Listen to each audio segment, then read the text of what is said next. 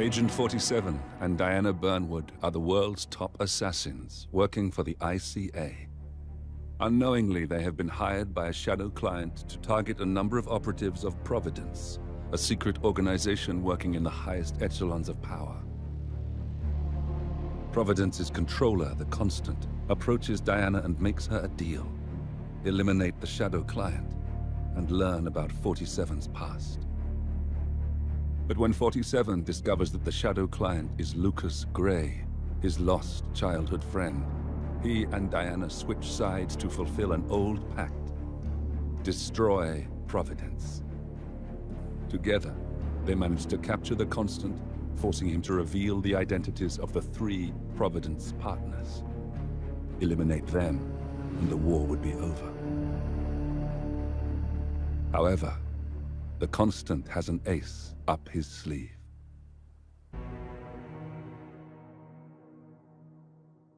Look closer. In the shadows. Behind the everyday world. Beyond the headlines and the seats of power. A hidden hand.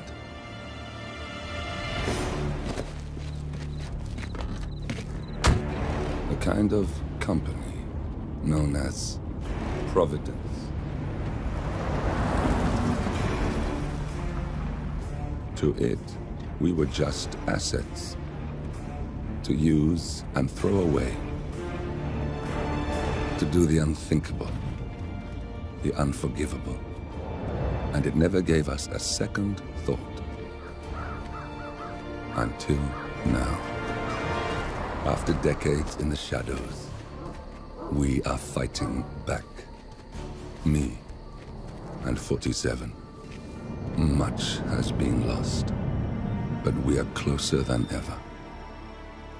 We trapped the Constant, Providence's chief controller, and finally learnt the names of its 3 partners. In their downfall, we lay the past to rest.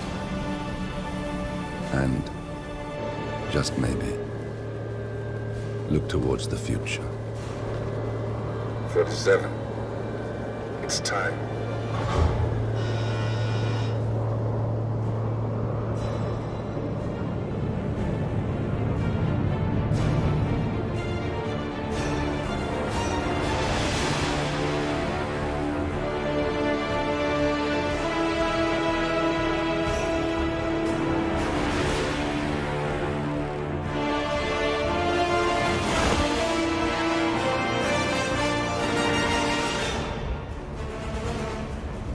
Partners are down there. You know, I never planned this far ahead. You never do. I see someone got his memory back. Wait, is that a beacon?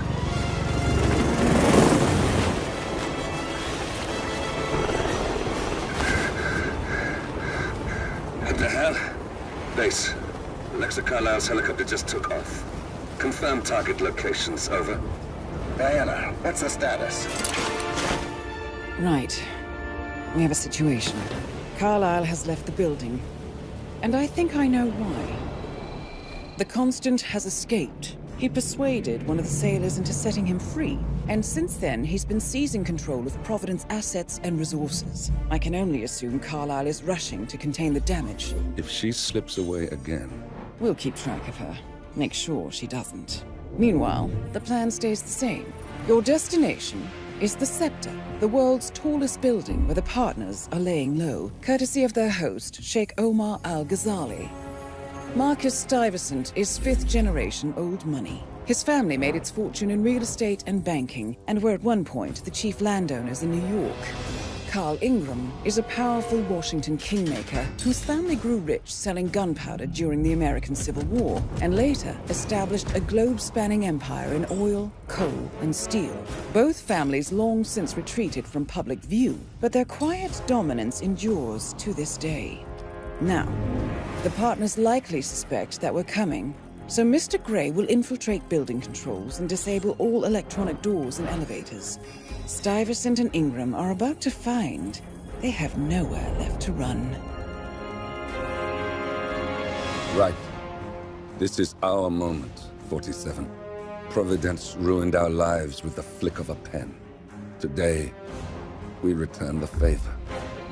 Happy hunting.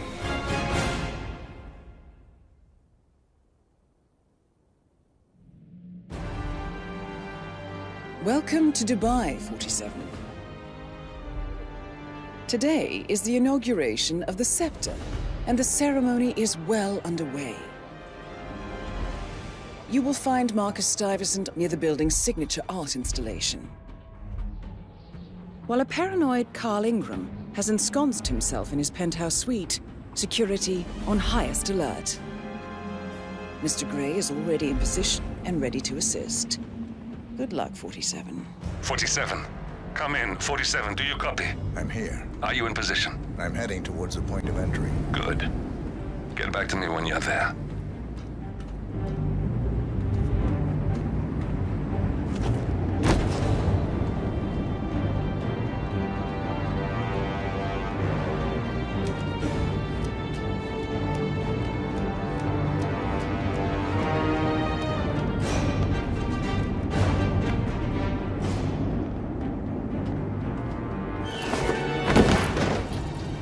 Locked.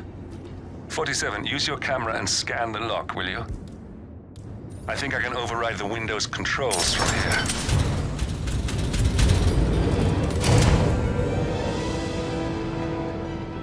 I'm in position. 47, the inauguration is taking place close by. Once you've infiltrated it, get your bearings. I'm sure there must be floor plans somewhere. Understood. We need absolute focus on this one. If Ingram and Stuyvesant are alerted to our presence, we may lose them for good. We are so close, 47. Don't worry. They're not going anywhere.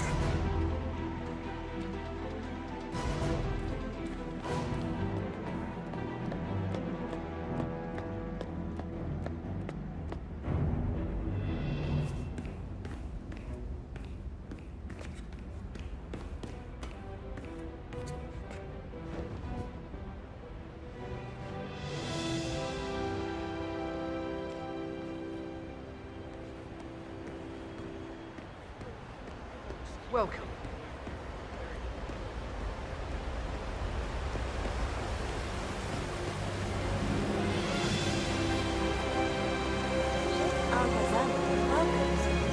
Welcome. Hello. Good to see you.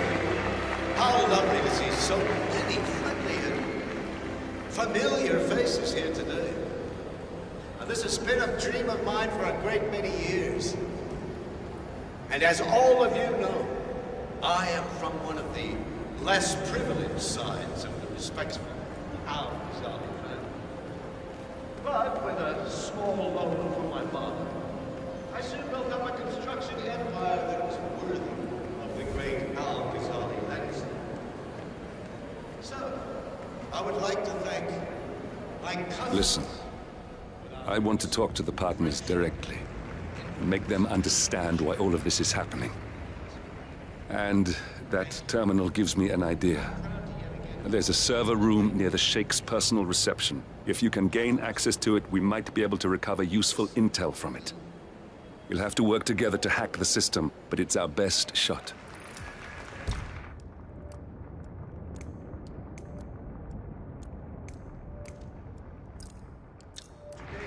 The tallest building in the world.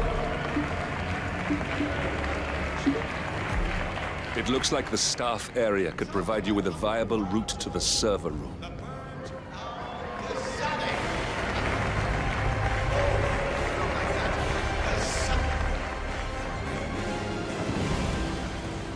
Now please, be my guests and celebrate. And thank you. There's a keypad lock on the doors to the staff area. One moment.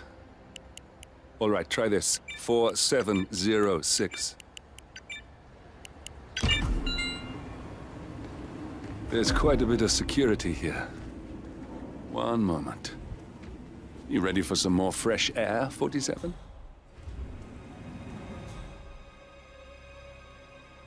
I cannot believe James called in sick today. Of all days. Is His Highness has everyone working triple shifts. There's so much going on here. About four-star upgrade, $6,000 for something you're just gonna walk on all day.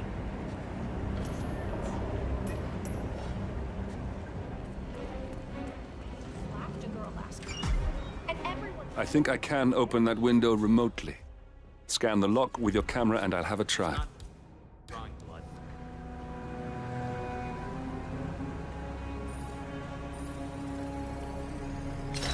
Come on, what the? Oh, isn't that just? Oh. This is ridiculous. Someone else deal with this shit.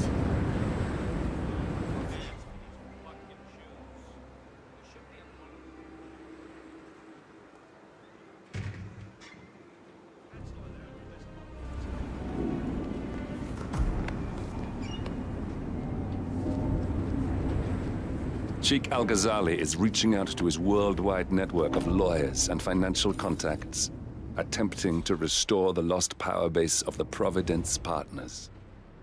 If Ingram and Stuyvesant were asked to a meeting, thinking they'll be told of new developments, I suspect they'd jump at the chance. There's a lounge area at the top of the building. It can be sealed off for private conversations. If we lure the targets there, they'll be trapped.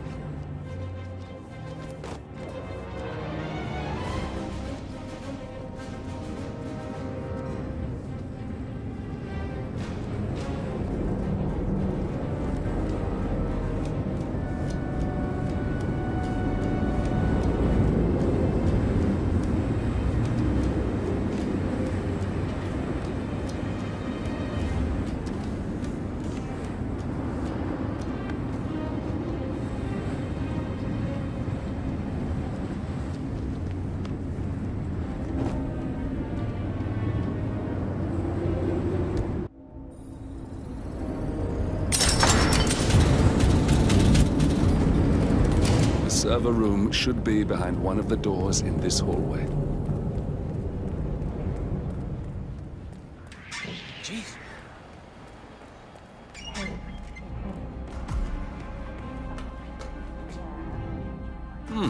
A calendar function. We can use this to summon the partners to a fake meeting, 47. All right, I'm no hacker like Olivia, but I think you need to pull one of the racks here to gain access to the terminal. Damn it. A silent alarm has been tripped. Security is on its way. Hide, 47.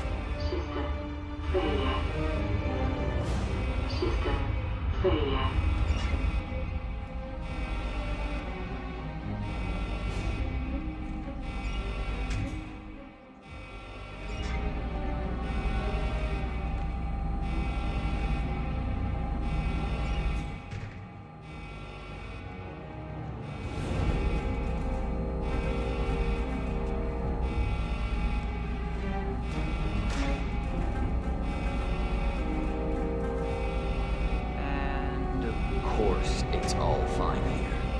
Oh, I hate this system already. System online. Yes, sorry about that, 47. Let's try again, shall we? I think I've got it. We'll need a keycard to gain access. Someone in maintenance should have one we can borrow for a spell.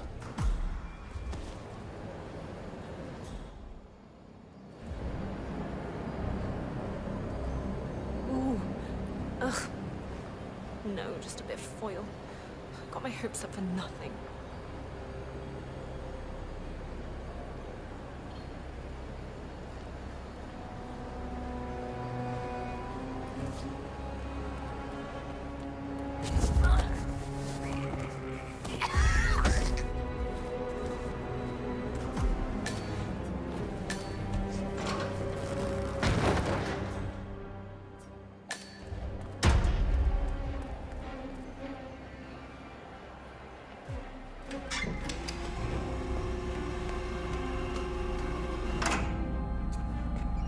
That must have done something.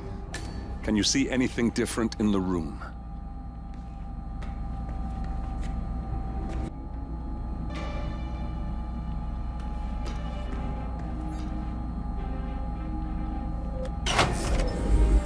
Good. We're in. Now all you need to do is access the terminal and use the calendar option to summon the Providence partners to a meeting. Building cameras are now disabled.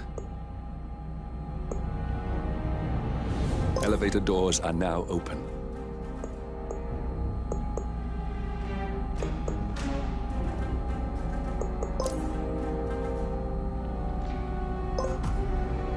Good work. The meeting has been booked. The partners should be moving up here shortly. Looks like the lounge can be sealed off for private conversations. Handy.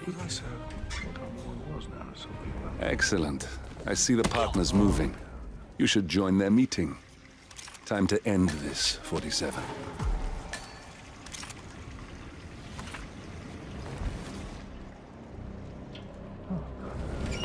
Yeah, that's what I'll do. That's what I'll do.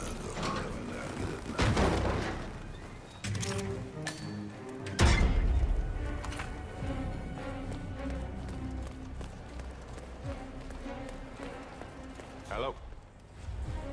Yeah, just wanted to remind you about the lockdown drill tomorrow. That's right.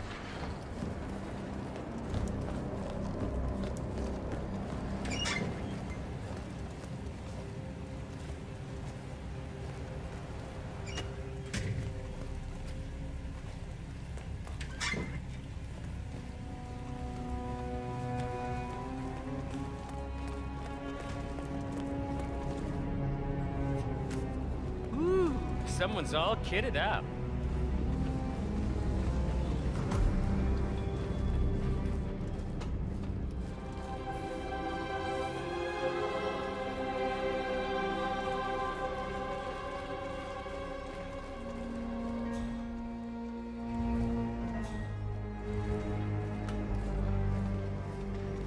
You on duty tomorrow? Yeah. Why? I just wondered if you got the briefing on the lockdown drill tomorrow. I got it. I'll get issued one tomorrow morning. You know how it works? Because I don't. It's easy.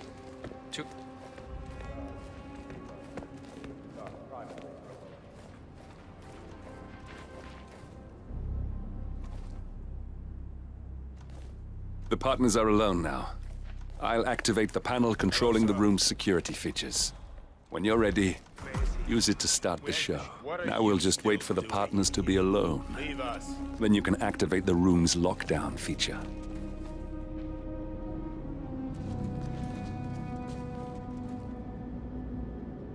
I told you to leave, didn't I?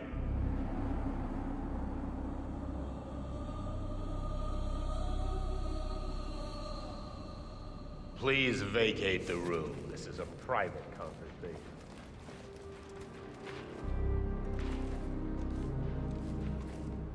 Where is he? Where's the Sheik? It's a busy day for him. Surely we can give him a few moments. Do you know what he wants to talk about?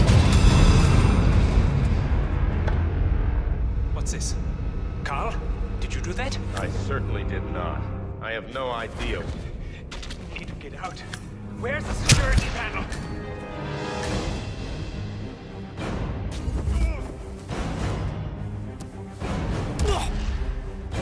All right, that's that then. Finally, Stuyvesant and Ingram are gone.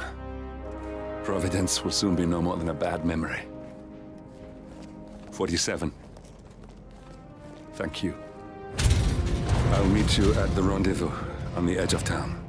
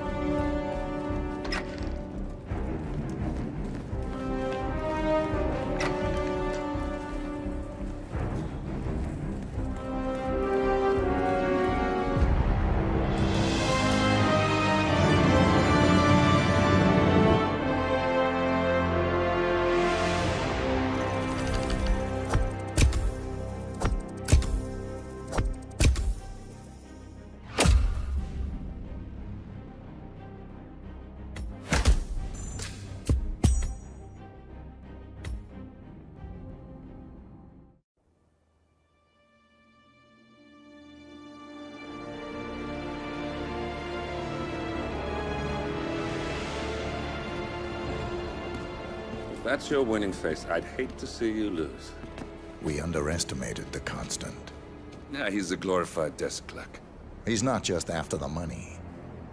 He wants it all. We caught him once, we can do it again. And, well, we're not the ones who let him escape.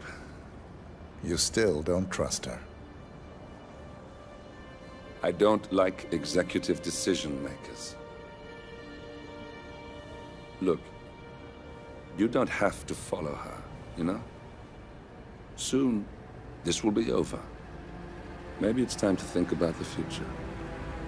You have to face the possibility that there's no going back. If the ICA knows what you did... She'll make it right. She always does. We have a fix on Carlisle. Come on. We've got a plane to catch. I hope you like the rain, 47.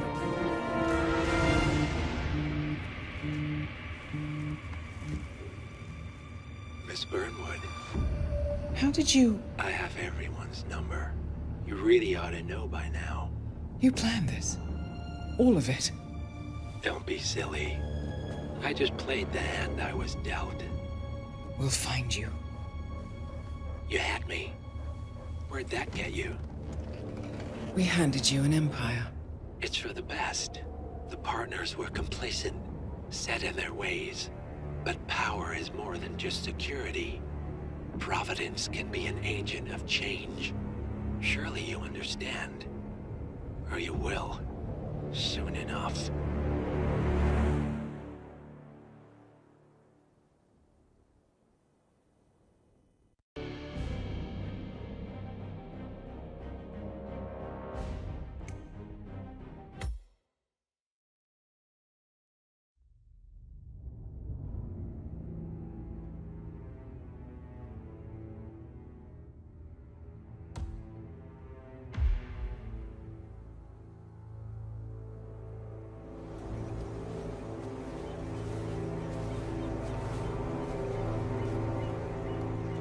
She came home.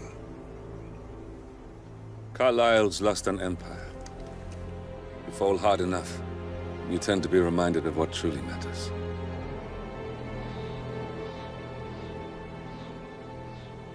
So, the end of the line. You ready for this? Are you? Who will you be, without a score to settle? I guess the world's most wanted fugitive will have to do.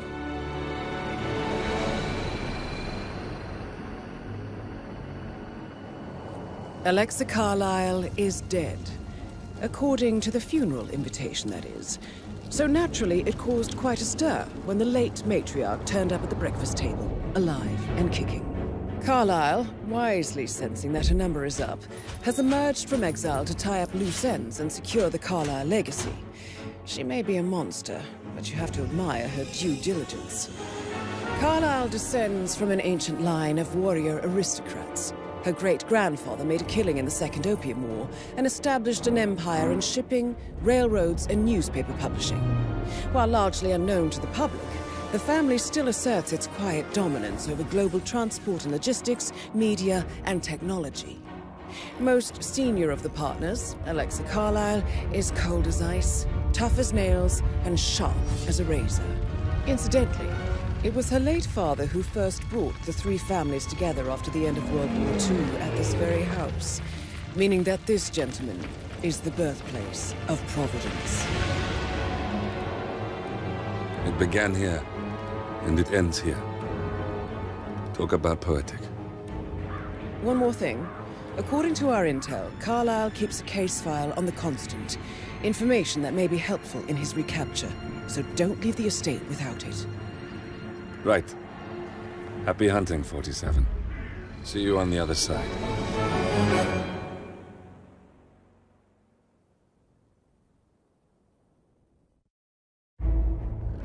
Thornbridge Manor.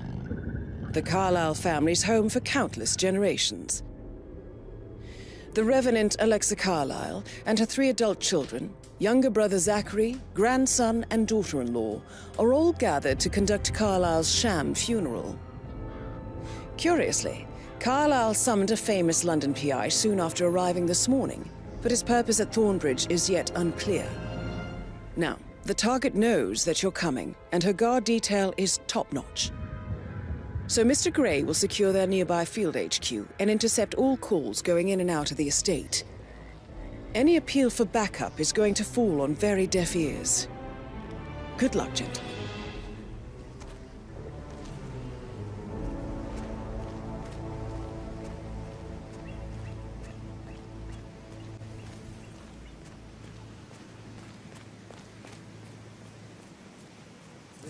Private area, sir. Phineas Whitmer, private investigator. I have an appointment with Madame Carlyle. Please wait. Mr. Whitmer is here to see Madame Carlyle. You can go right in. That is Phineas Whitmer, the famous private investigator hired by Madame Carlyle this morning. I'm curious why he's here. Maybe you should do some detecting yourself, 47. A famous private investigator summoned by Alexa Carlyle has arrived at Thornbridge Manor.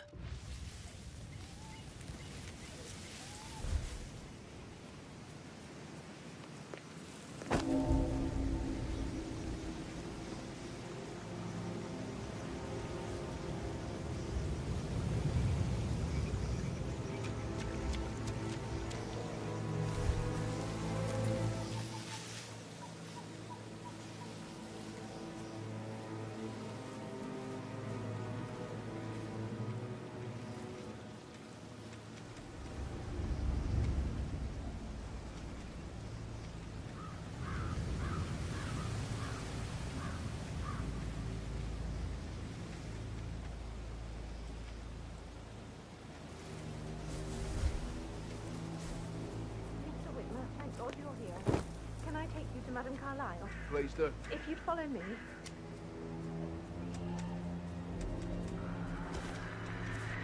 What?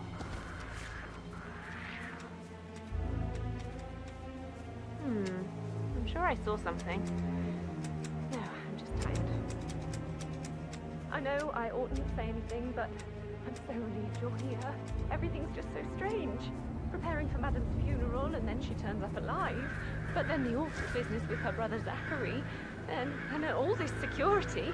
I've never seen the place guarded like this, and I dare say I don't like it at all. I told Kate about those texts. What did she say? Well, I thought she'd be mad at me, but she just thanked me. Said she understood the position I was in. We had a really good talk about it, actually. Oh, what did I tell you? She's a sensible woman. And that stuff from your ex was like manipulation 101. I know. I guess I thought she was gonna read into them and freak out. Say I must have done something to provoke her. Shit, man. Caroline's really did a number on you. That's a bit excessive.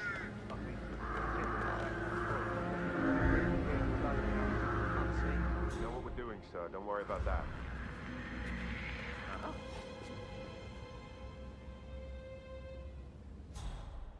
I could have sworn.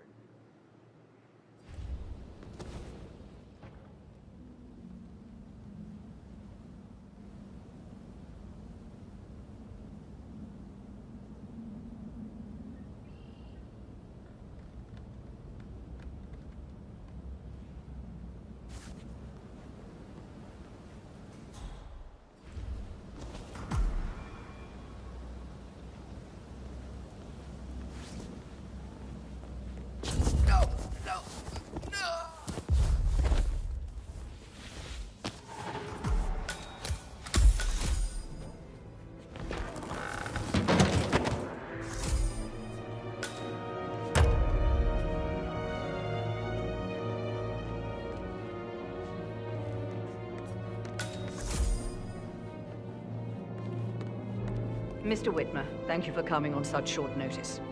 A great tragedy has fallen upon us, and I need a quick resolution, handled with absolute discretion. Results and discretion are my speciality. Very well. I suppose you will want to start at the crime scene.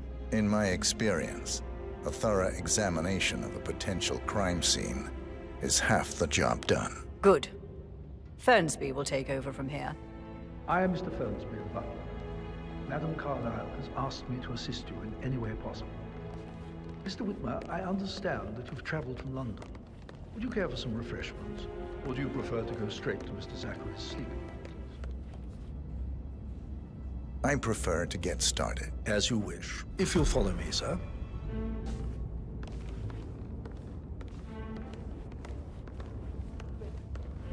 I feel obliged to point out that current affairs surrounding Madame Carlyle are of a delicate nature. You may be familiar with the recent announcement of her death.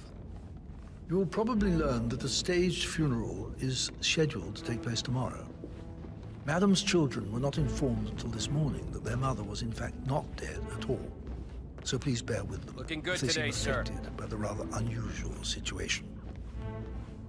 I trust I do not need to remind you that there will be consequences if word gets out that Madame Carlyle is still alive. I'll consider her dead when I leave. Before you inspect the crime scene, I will tell you this. The case concerns the death of Mr. Zachary, Madame Carlyle's younger brother. He was found dead in his bed this morning. The door was locked from the inside, and a suicide letter was found in his room. However, Madame Carlyle suspects foul play and will not accept that he took his own life. I've prepared some information for you, so please do come and see me when you've finished your investigation of the crime scene. This is Mr. Zachary's room, to my right.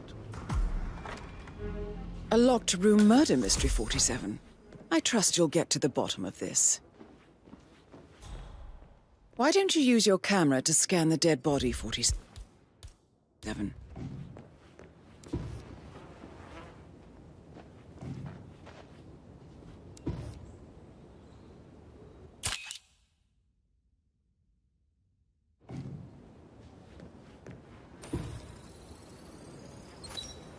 Throat markings indicate a rare, short-lived plant poison killed him. Spread shows time of death at around 10 o'clock last night. You do know your poisons, 47.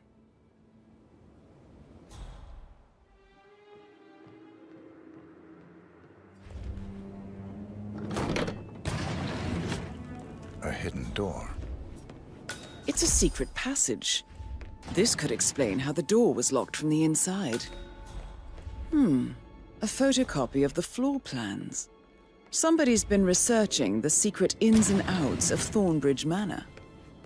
I'm sure there's more to find in Zachary's room.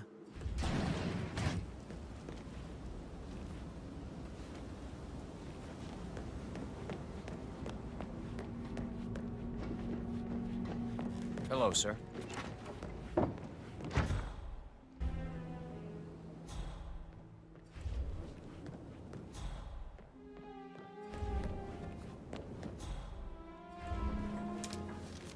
Zachary's suicide note. Also, a sample of handwriting. It could be relevant to compare to other samples to establish its authenticity. I believe you've done a thorough search of the crime scene, 47. Maybe it's time to see the butler. I'm curious about the information he's prepared for you. Zachary was shopping for new Wellingtons last night. Not exactly what you would expect from someone suicidal.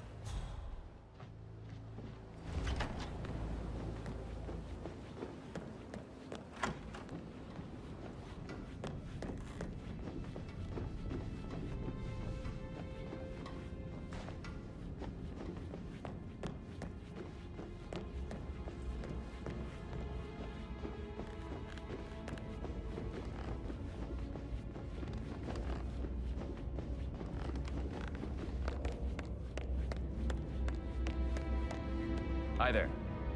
Mr. Fernsby, I'm done with the crime scene. Did you establish a time of death? Zachary died around 10 o'clock last night. Well, that means the staff were off duty. And Madame Carlyle and her security didn't arrive until this morning. That leaves Madame's family and myself as the only persons here when he died. And before you ask, no, I do not have an alibi. I was alone in my office at the time of death. Here's the material that I prepared for you. It's a list of the possible suspects and their quarters. Hopefully that will help you keep track of your findings. Please come and see me when you've solved the case, and I will take you to Madame Carlyle. This is very useful information, 47.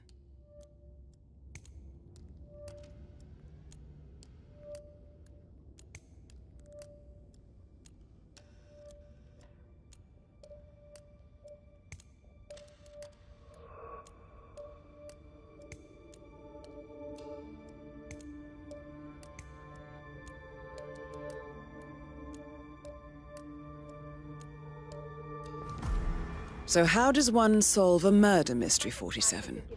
Motive, means, and opportunity, I believe. May I suggest you ask the suspects for alibis?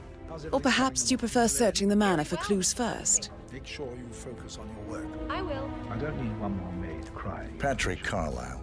So watch yourself. Can you tell me where you were yesterday evening? Oh, shit, it's that sneaky butler, isn't it? He ratted me out.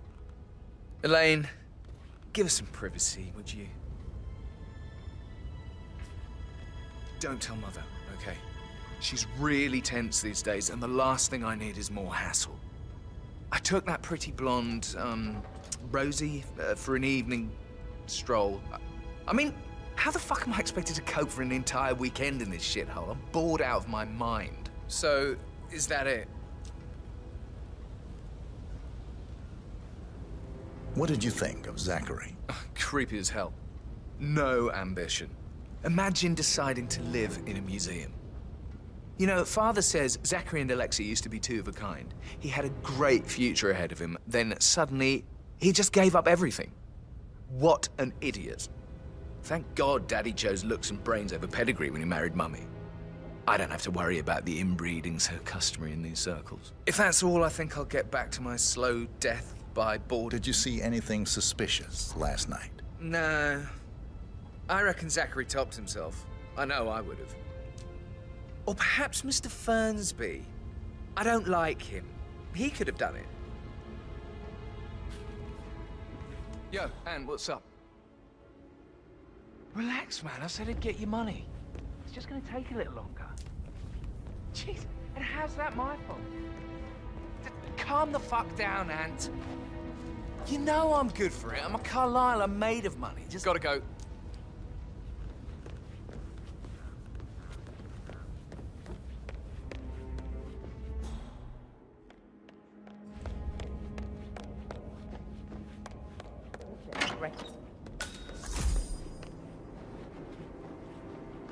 Gregory Carlisle, can you tell me where you were yesterday evening? Oh, you're wondering about my alibi, Mr. Detective. Well, I left Thornbridge around 8:30 for a pint with Edward. I wish I hadn't. Quiz night at the inn. On the other hand, staying here with Zachary, my obnoxious sister, and the wife sporting another one of her headaches would have been a fate worse than death. The short of it, Zachary was very much alive when we left. I stayed for the last shout, and I was back here just before midnight. Anything else you want to pry from my... Tell me about Zachary. Zach? Huh. Such a sad old sod. A bit heavy on the bottle, but who could blame him? Only company he had was his rare plants and Mother, who travels more than she stays here. Honestly, I can't say which is the bigger ball. He's better off dead. Is that all? Not very... Anything else you'd like to tell me? Nothing, really. I'm just enjoying the show. Our perfect mother obviously fucked up, didn't she? Faking her own death. You know, she's explained nothing to us. I think she's scared to own up to her own mistake. Emma Carlisle, can you tell me where you were yesterday evening? Surely I'm not a suspect. I need to account for everyone.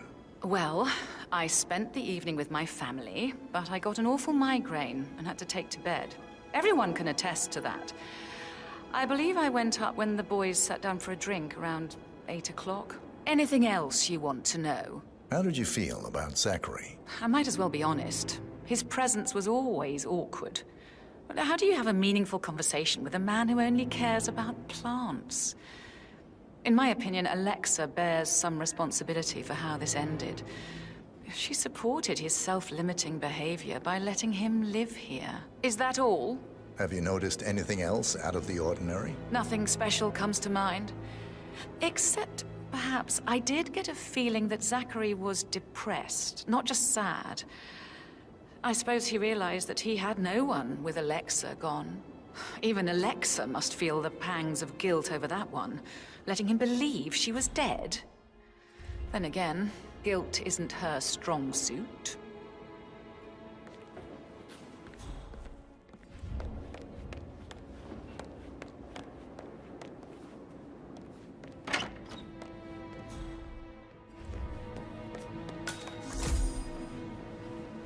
Professor Edward Carlyle, can you tell me your whereabouts for last night? Oh, yes, this dreadful business with Zachary.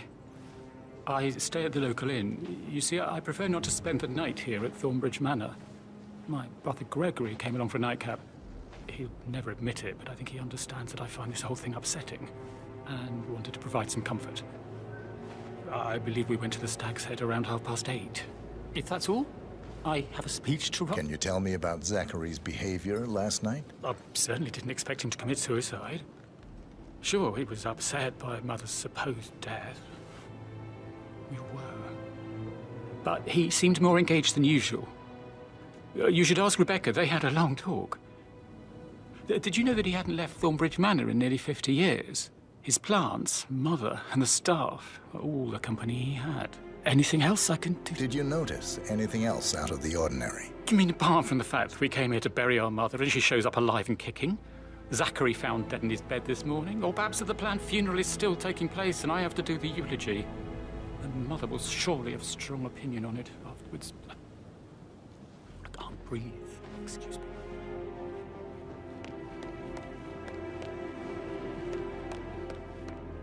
You always led by example rather than one word.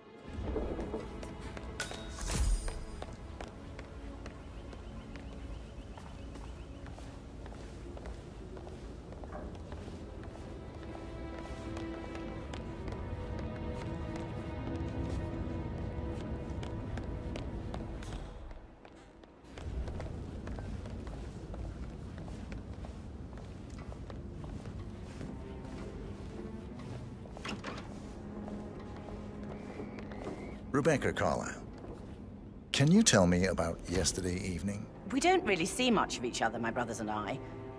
I suppose it takes our mother's funeral to bring us together, and even then, it's not like we sit on each other's laps. Now, let's see. Patrick, Gregory's son, disappeared straight after dinner. You know, I think he might be in some sort of trouble. Edward wanted to go as well, but Gregory convinced him to stay for a few drinks before they went off for a pint at the local at 9:15. I swear Gregory enjoys Edward's discomfort over staying here. I had a conference call with my New York office at 9, so I spent 3 hours on my laptop in my room and went straight to bed afterwards. I don't know about Emma. She did act a bit strange. You know, I bet she was making lists for changes needing to be done once she gets her hands on Thornbridge Manor. Quite the shock she had when Mother arrived during breakfast. Is there anything else you want to ask? Tell me about Zachary. Did he act strange last night? You know, now you mention it, he was a lot more chatty than usual. He wanted to know about my connections in the publishing business. Apparently, a friend of his is writing a book, which strikes me as very peculiar. I didn't think he had any friends. Is that everything, Mr. Anything else you feel like mentioning? I may be wrong, but I saw Mr. Fernsby, the butler, leave Zachary's room early this afternoon.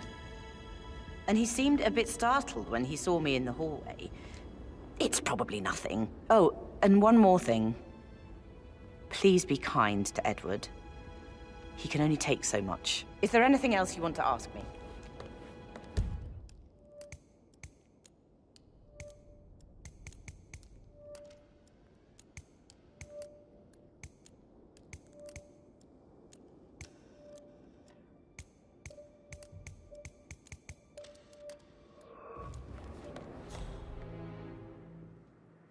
Hey, how you doing?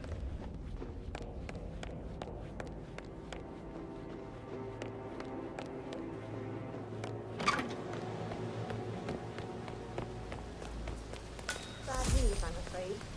We don't have any extra fuses. Ethel looked everywhere. You've got to be kidding me. No power, no portrait. Oh, Madame Carlyle will be furious. She expects the family photo to be done any moment now.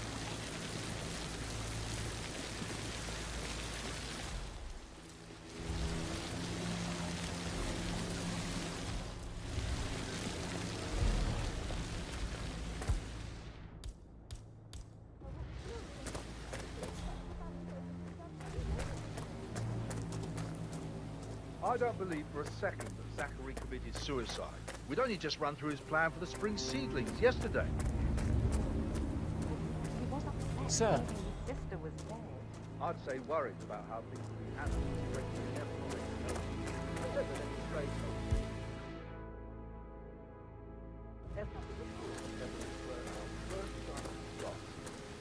now we'll never know. Oh my, you're taking this hard, aren't you?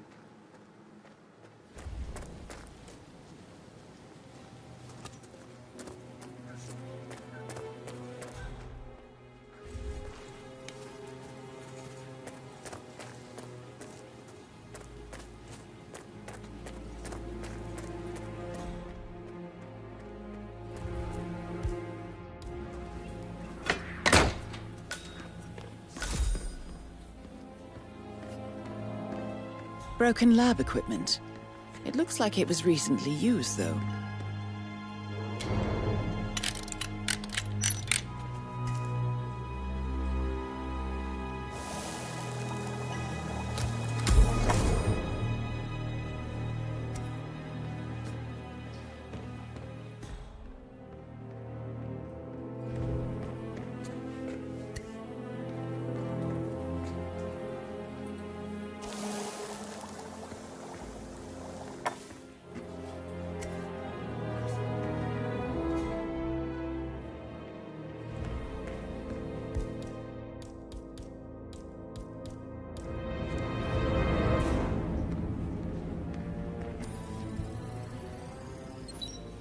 This is a table showing lethal dosages for the poison used to kill Zachary. Something is circled, 47.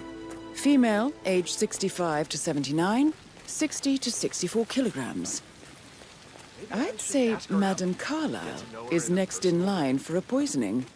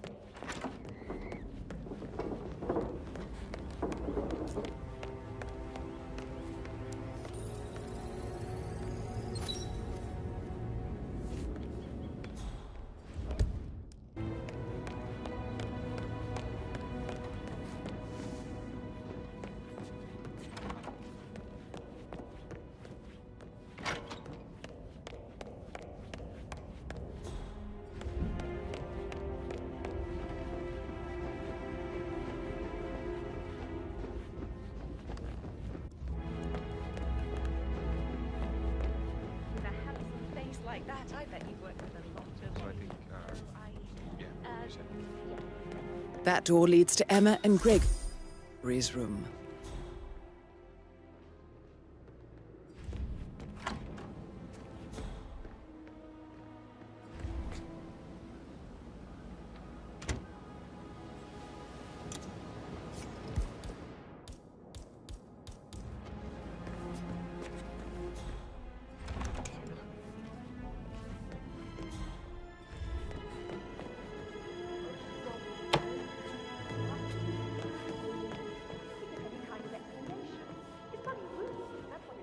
Hello, sir.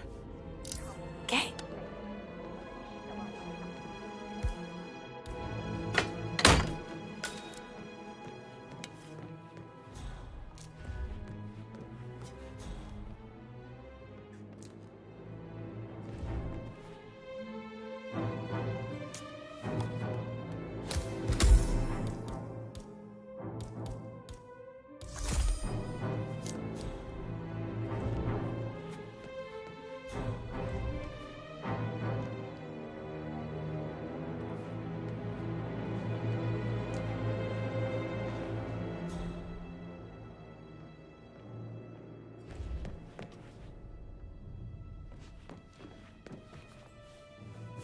Now this is interesting, 47. A letter from Emma's mother stating that Emma is the illegitimate child of Alexa's late older brother, Montgomery. And listen to this. She claims to have witnessed Alexa and Zachary murder him. The plot thickens. A keychain pendant for the greenhouse. What's that doing in Emma and Gregory's room, I wonder? And why is the key missing?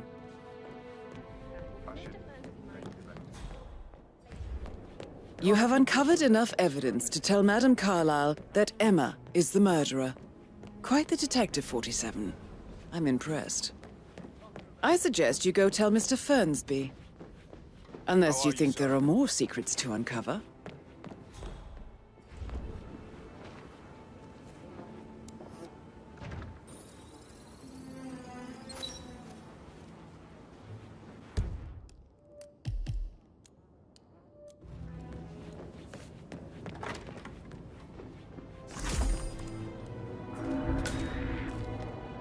Jeez.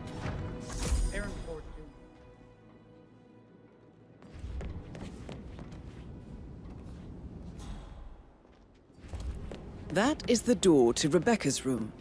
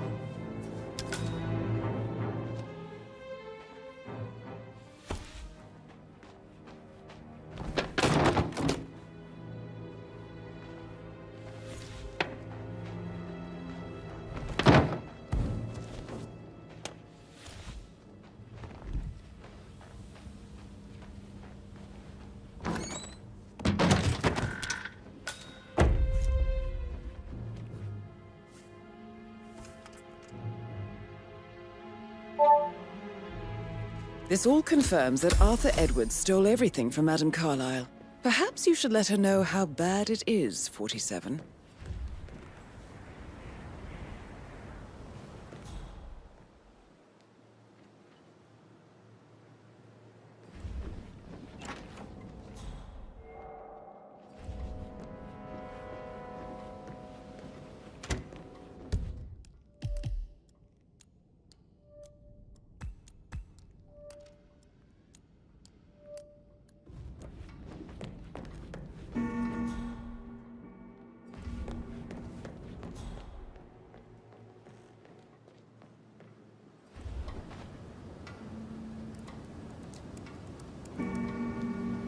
I can see from the log that Rebecca was in a conference call from 9 p.m. to midnight last night.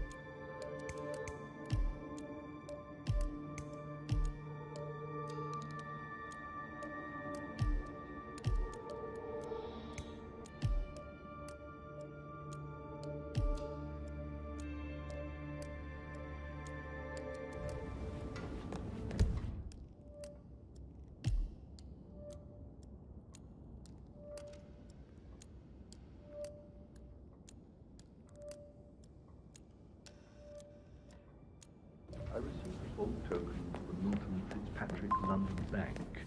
Did I understand correctly that I should give it to Rebecca in case of your death? Exactly. She holds the other one. I want her to have the file on Arthur Edwards if I die. You're not fearful she'll be in trouble?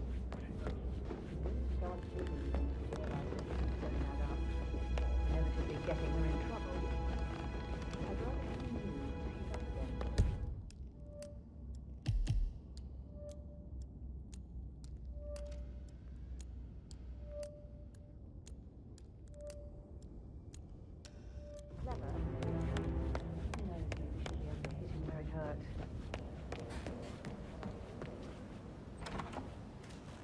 That is the door to Mr. Fernsby's office.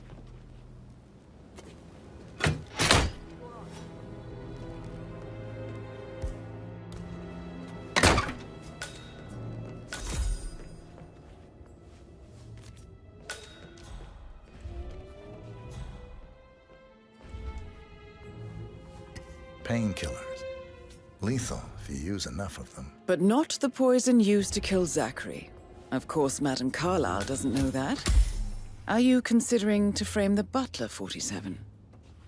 Zachary's diary. This is big. He was about to confess to the world that he and Alexa murdered their older brother Montgomery 46 years ago. And apparently, Mr. Fernsby helped make the murder look like an accident. And 47, the handwriting doesn't match the suicide letter in his room, proving he didn't write it himself. But he was such a gentleman. He gave me his coat and all. Rosie, you need to forget about Patrick. No good's gonna come of it. Stick to your own kind. You mean like Chris? He treated me like shit. All he wanted to do was play his stupid video games, never any romance. I deserve romance.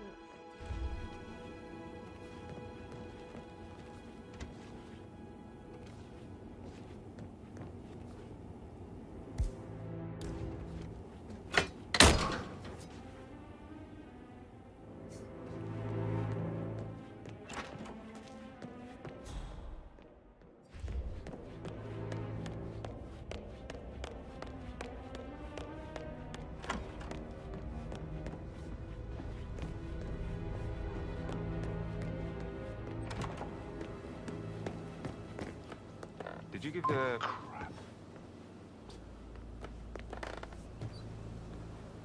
Did you give the Fitzpatrick token to Madame Carlyle's daughter? Rebecca? Yes. She's insistent, that one. She kept asking all kinds of questions. Who had the other one? Why I gave it to her, that sort of thing. You did make sure she didn't see you give the other one to the butler? Oh, of course.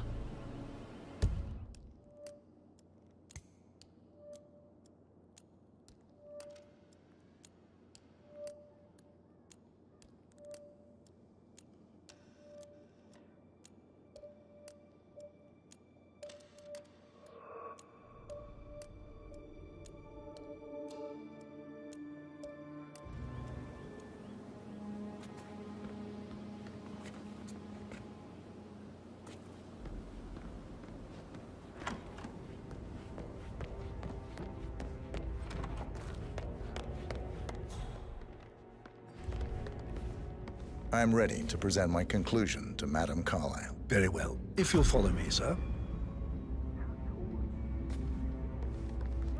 Looking good, looking good. I have a friend.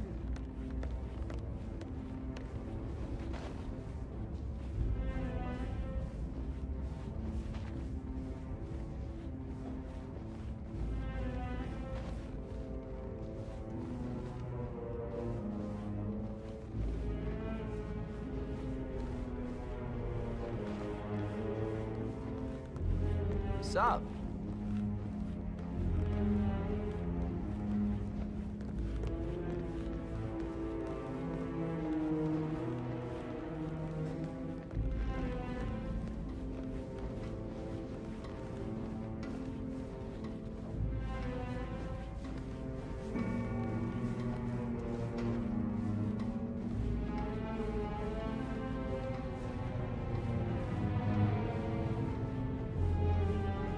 How are you?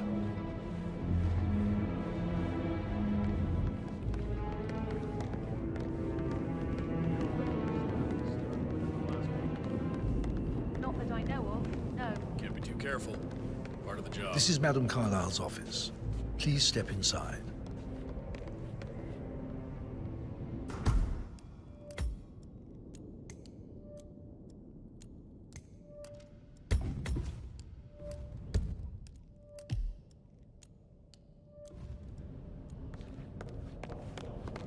I can't forget his eyes.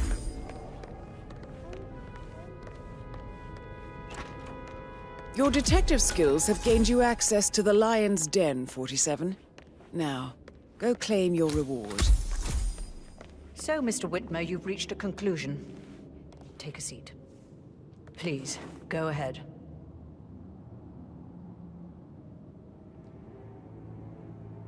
Your niece, Emma Carlyle, murdered your brother Zachary. My niece? Emma is not my niece. She's my daughter-in-law. And your niece. Emma is the illegitimate child of your late older brother Montgomery, who you and Zachary killed 46 years ago. That's preposterous. You asked me to find out what happened to Zachary. Would you rather not know? No. No, go on. I found a letter from Emma's mother, Jane, who was the fiancée of your older brother at the time of his death. She witnessed how you and Zachary pushed him off the balcony. She believed you did it to steal the Carlyle empire from her and her unborn child. And she raised Emma to reclaim what she lost. Marry your heir, Gregory, get revenge, and secure the Carlyle empire for her bloodline generations to come. Emma is the daughter of Montgomery and that local girl, Jane. She is. Well, the girl got it wrong. I didn't steal anything. I did what was necessary to protect the future of the Carlyles. Montgomery wasn't cut out to take over from father. All heart and no balls. Emma used the funeral gathering to speed up her installment as the lady of the house, seizing the opportunity to stage Zachary's suicide. She did her homework, used a poison made from one of Zachary's rare plants, found old floor plans from Thornbridge Manor to gain access to his room through a secret passage. That scheming bitch. More than you think. I found proof that she will try to poison you next. Well, I'll have to take care of that. Thank you, Mr. Whitmer. You have not disappointed. I promised you I would reward you generously if you solved the case. So, what do you suggest? I want the file you have on Arthur Edwards. Edwards, the Constant. But how do you... Oh, I see. I expected you might show up. But to kill me, not help me. But I've been wrong on so many things lately, so why not this one? I will give you the file on Edwards. You've earned it. I don't suppose I could convince you to deal with my daughter-in-law now you're here. I would like to see her dead. No? What a shame. I'll have to see to it some other way, then.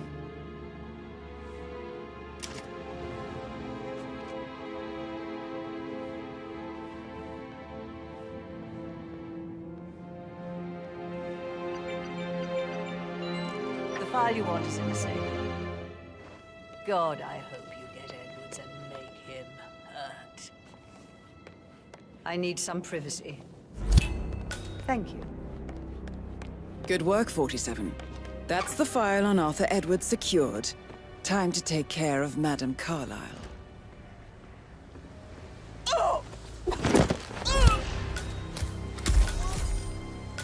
Mission complete.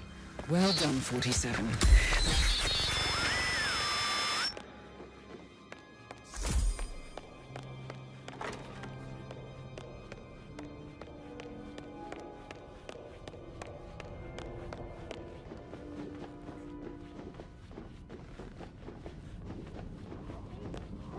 Someone help me over here.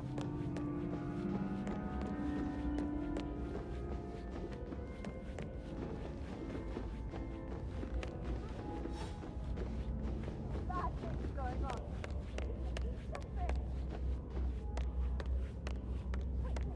Someone's badly hurt.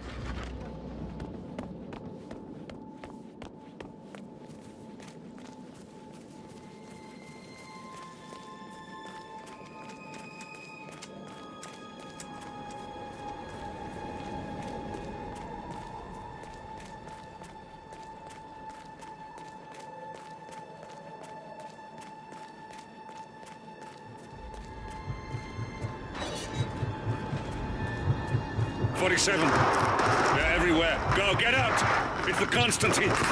Shit!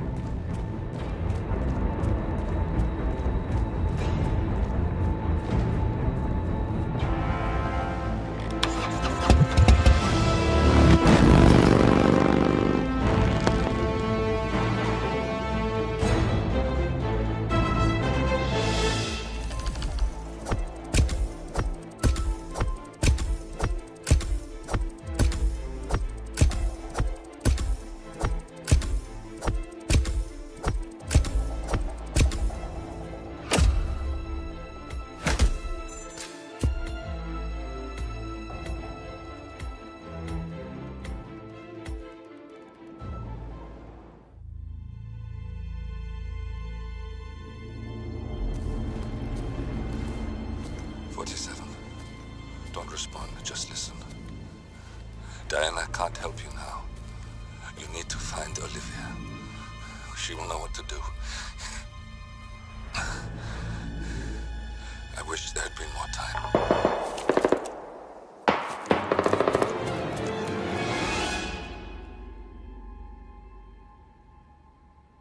And then there were none.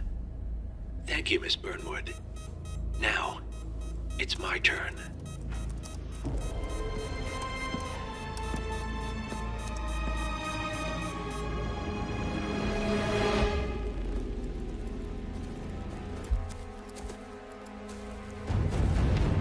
Stay down. Boss wants you alive. Yeah? How about now? Over here! Cover me!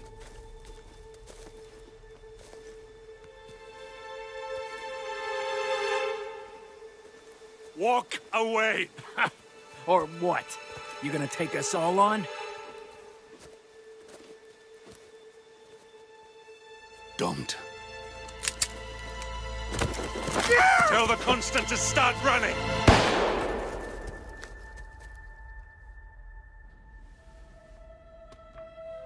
You think you've won? 47 is out there. And 47 never misses his mark. Neither do you, Miss Burnwood. That's what makes you valuable. You're delusional. You think I would betray 47? Trust me, you owe him nothing. What is this? I told you we could help each other, and I meant it. I'll look forward to your call.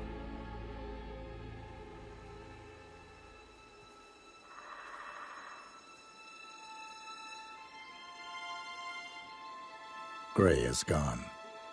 Go to Berlin and stay out of sight.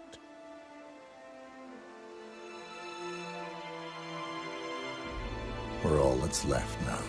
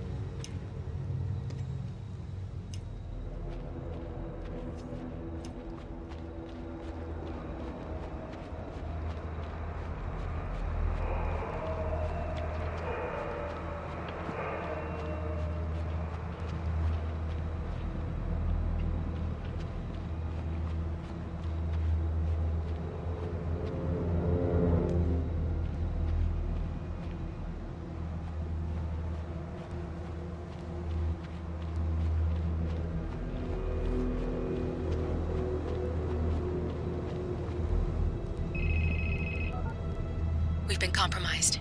Abort and walk away now. Who? ICA. They tracked me. Don't know how. It's what they do. How many? One prime asset and a whole pack of up-and-comers. They've infiltrated the club searching for us. Christ, I think I killed one of them. Get out now before they spot you. No. They found us once. They'll find us again. Keep your head down. I'll take care of this.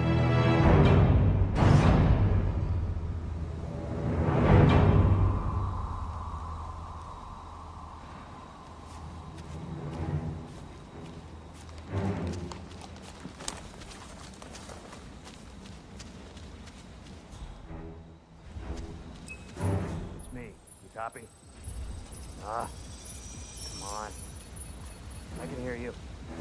Reception is so bad. No, I haven't seen so much as an owl out here yet. Agent Price. No, I wasn't trying to sound overconfident. It's dead out here, Zhao. I don't think I could miss him if I tried. Yeah, I'll let you know. Unless the reception still sucks. Shit. Lost her.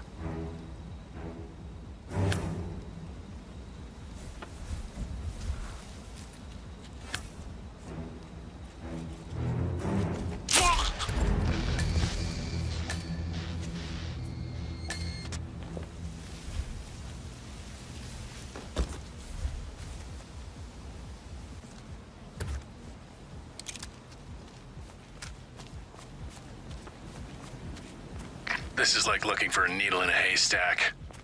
Just keep trying, Agent Montgomery. Our client considers Agent 47 and Olivia Hall as a serious threat. You can't underestimate them. I never do, Zhao. We'll find them. We're all in position. Good. Report back to me if there's anything. Don't worry. See what that was. Let's go. Got it. About this, but Beautiful.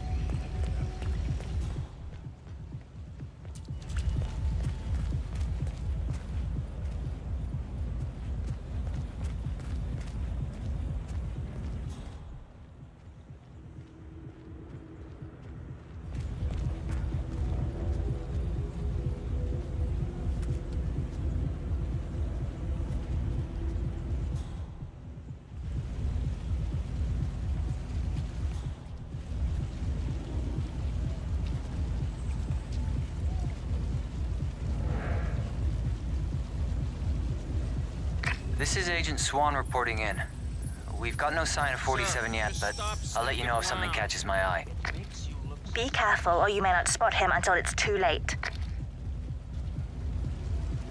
Agent Swan.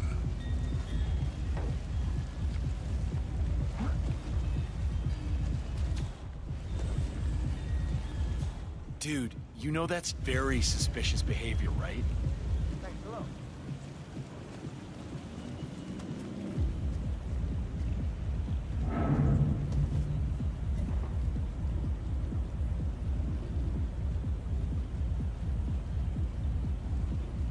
Excuse me? I'm a professional. No need to worry. I got this. okay, I hear you. Anyone there? Answer. Hey.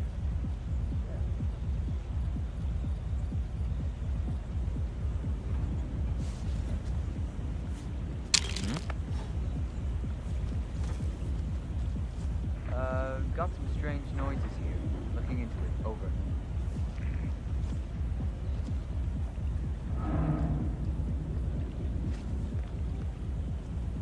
Hey! Come out if anyone's there.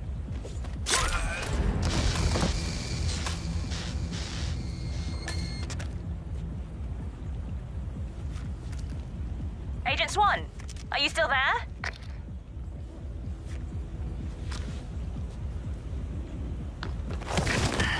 That's 2. Don't make this personal or you'll get sloppy. And clearly, he's not making that mistake.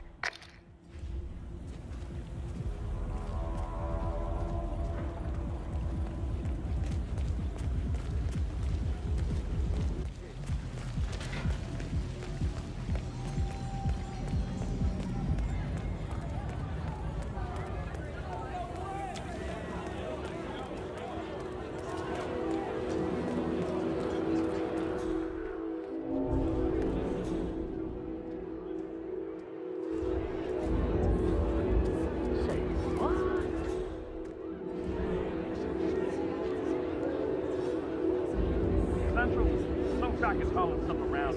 Checking it out.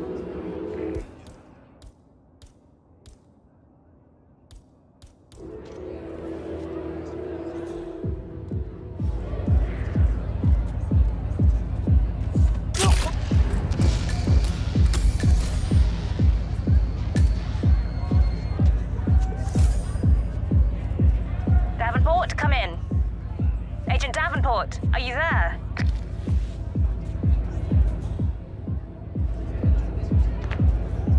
We've lost a third. We're paying for our mistakes with blood. Stop wasting time and end this.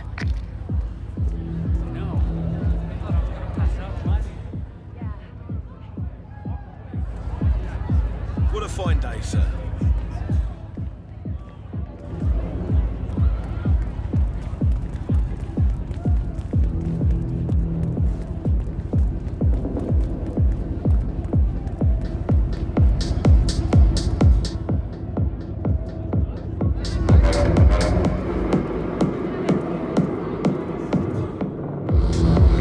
Something doesn't feel right about this.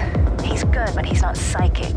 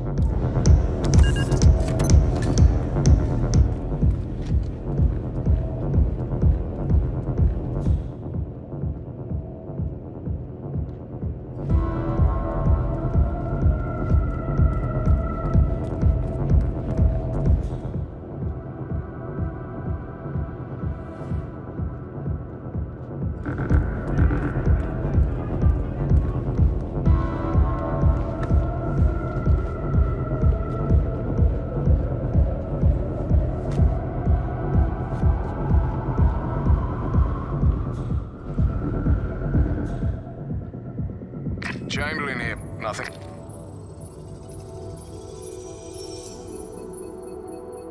Agent Chamberlain.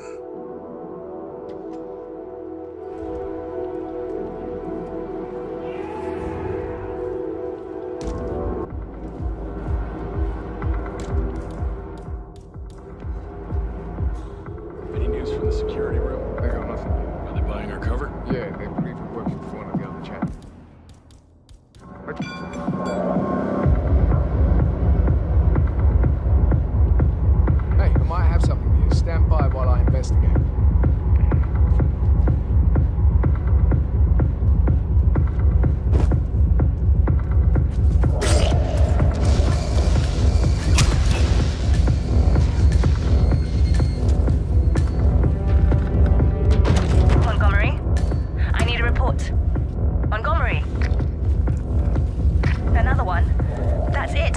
plug.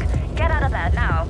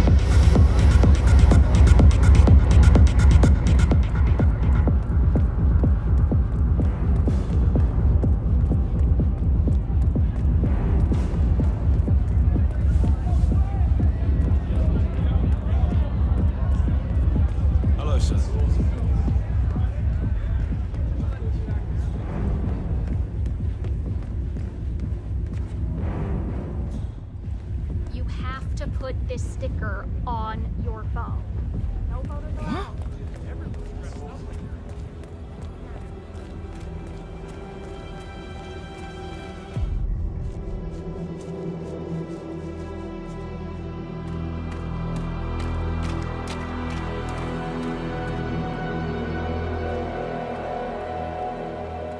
We're clear. You killed all of them? They got my message. Where are you? Diner. Up the main road. On my way.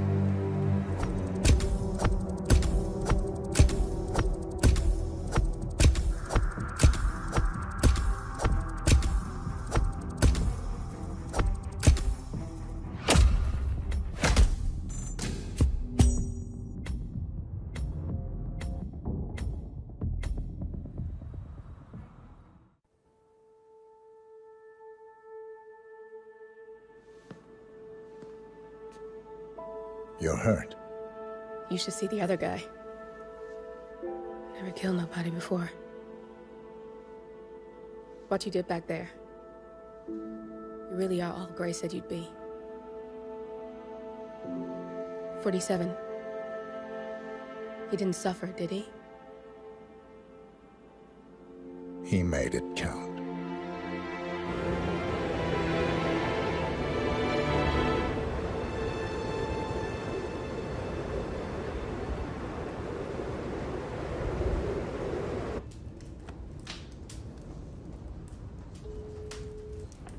Bruised but not broken. I'm glad. It's time we start afresh, you and me. Get to the point. You and your friends pulled off the impossible.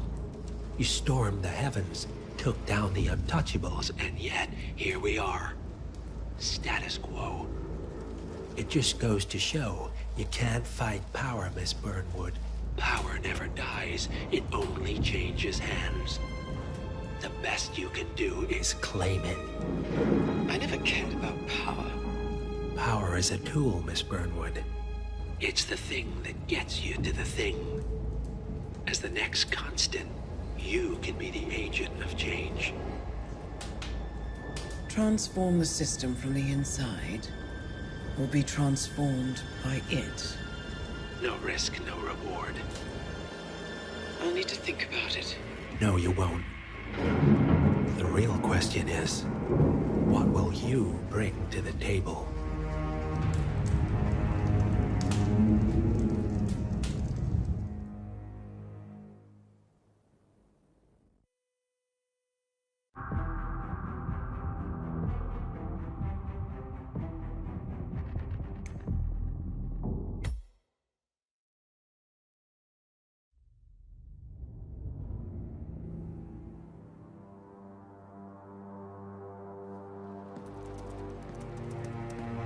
Look closer. I'm telling you, the file is trash. The Constant doesn't so much burn his bridges as blow them up. Arthur Edwards, whoever he was, don't exist anymore. His personal data somehow deletes itself from any system that records him. Way beyond advanced. The partners spared no expense to make sure their controller would be untraceable. How untraceable? Look, I did what you asked, but Gray's gone and I'm no Diana. I'm not who you need right now. You gotta be kidding me. ICA? I used every encryption known to man. Who are these guys? The best. It's only a matter of time before they get lucky. We need to take them down. You and which army? I know where the agency stores its files, mission reports, client data. If we leak it to the public... You want to whistleblow the ICA? It's the path of least resistance. Turns out, you are who I need right now, Olivia. I do this, and I'm out. So, what are we breaking into? Data facility in Chongqing, China. Run by a man called Hush. Of course. The ICA site in Chongqing houses the agency's data storage and analyst division. Needless to say, security is daunting. The state-of-the-art server vault is biometrically wired to the facility's two overseers. Imogen Royce, behavioral analysis pioneer, and Hush, a data security guru with a taste for fringe transhuman experimentation. Tell me about Hush. A former cyber terrorist for the Ministry of State Security in Kedanyang, who fled his country after one of the Po regime's periodic purges. He made a career doing cybersecurity for dark web deplorables, human traffickers, organ harvesters, scum like him, with no code or conscience. ICA sure can pick him. No offense. Can you disable security?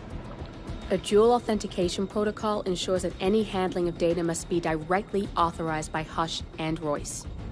The proverbial human factor device to make the system impenetrable.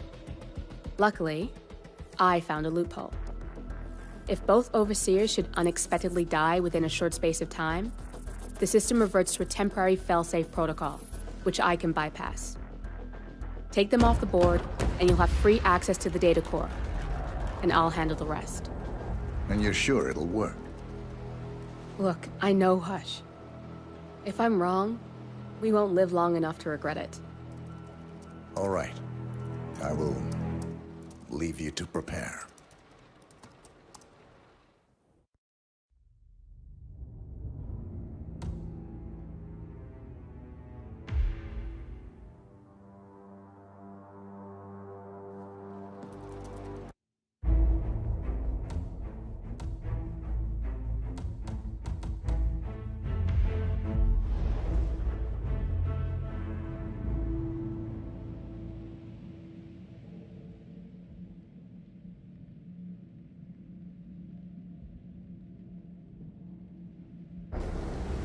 Chongqing, China.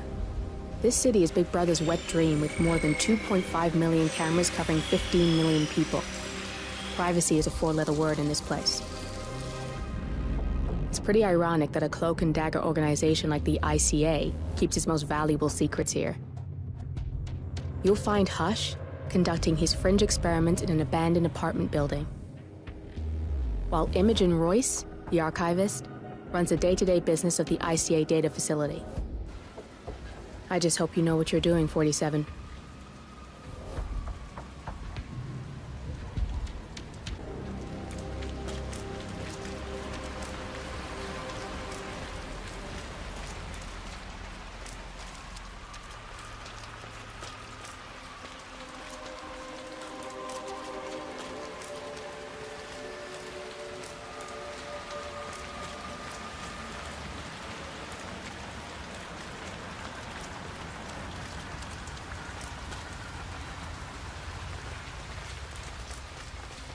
You shouldn't be out here with a bad influence.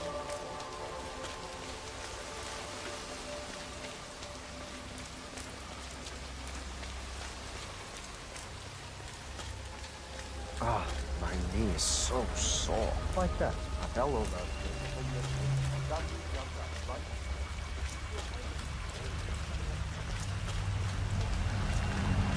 I'm gonna be rich. Get the hell out of here. I got this picture, and it says I can make a lot of money to be in some experiment. They don't want people like us for that sort of thing. No, they only want people like us. The flyer says so. That means it's too dangerous for rich people. Don't do it. Oh, I'm going. This is my chance. I just need to find out where it is. The flyer has a symbol I need to find on the building.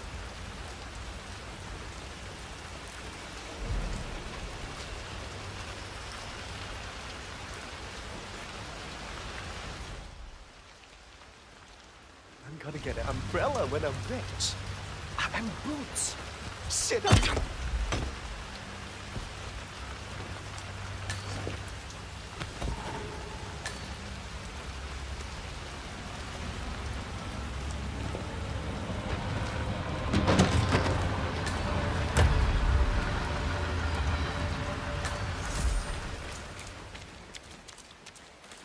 Flyer they started handing out to the homeless really got them flowing in. Yeah, but it creeps me out how they're different when they...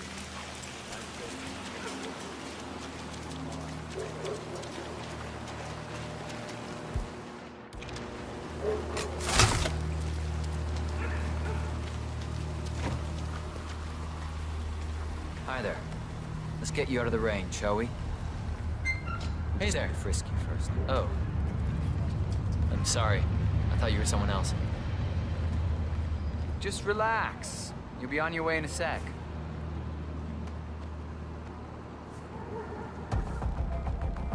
All right. Follow me. Good job, sir. Thank you. God.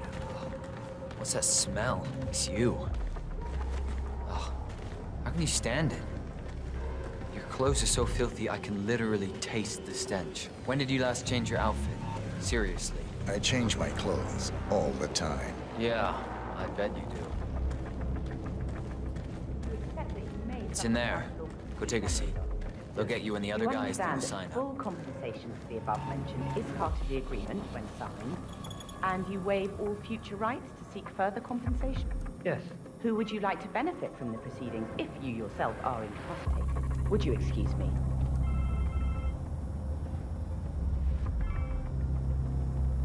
Oh, so Hush likes the last one I sent up to the top floor. He'll be the one to conclude this phase. I knew Hush would be pleased with him. He signed up for the full package. Strong, too, all things considered. I'll wrap up down here. Thanks, Junli. I was just informed that we don't need any more test subjects tonight. I don't understand. There's no work? Oh, no, there will be more to come. Depending on the results of the conclusion to this test phase, come back tomorrow, and we'll schedule a new spot for you.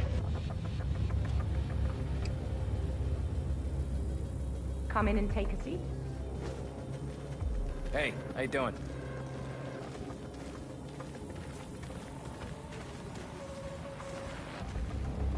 I'm sorry to inform you that we have all the test subjects we'll need for tonight. But you're welcome to fill in your information now and come back tomorrow.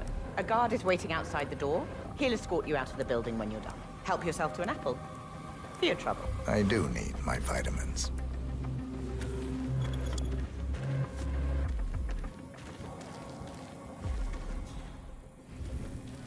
All right there. Okay, follow me.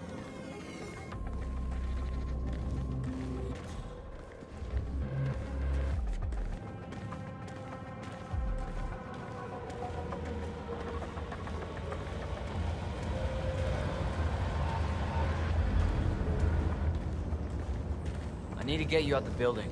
Come on, now.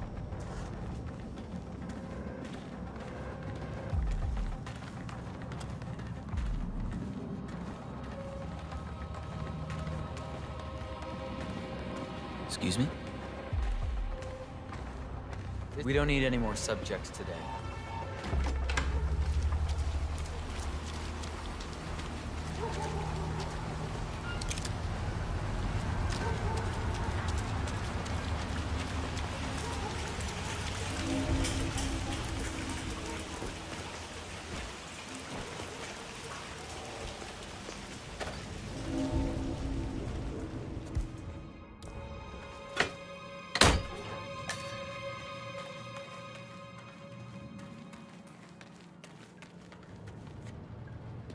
You know, I enjoy your company. That's nice.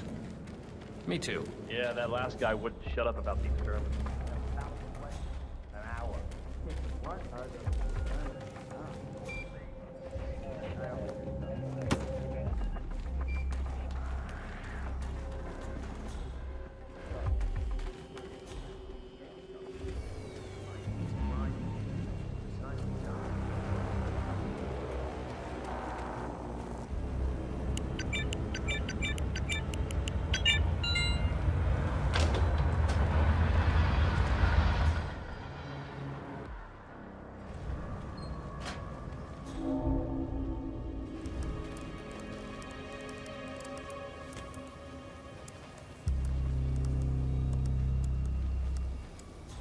Hush needs to take a break once in a while. I mean, it's not healthy. I never see him eating you. Whoa.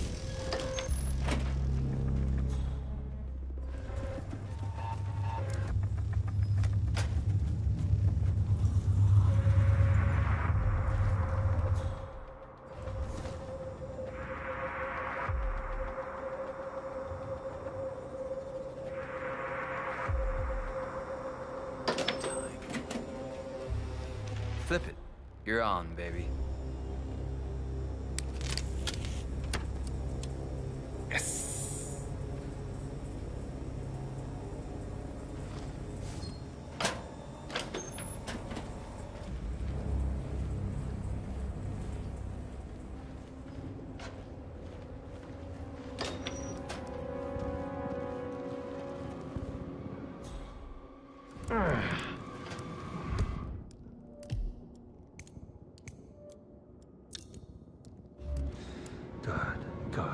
Good. Don't get too excited, Hush.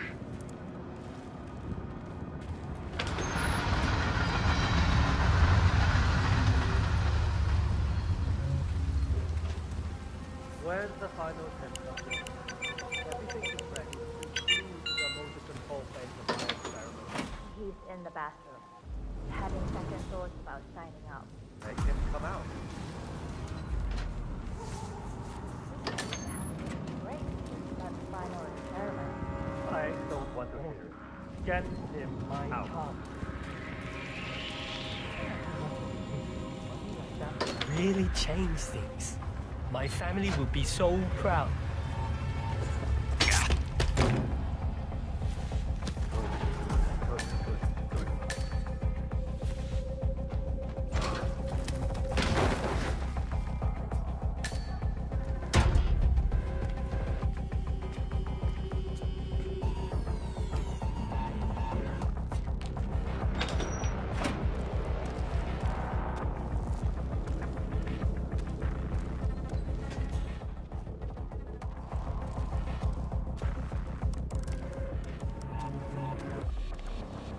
I'm ready to experiment. Oh, good.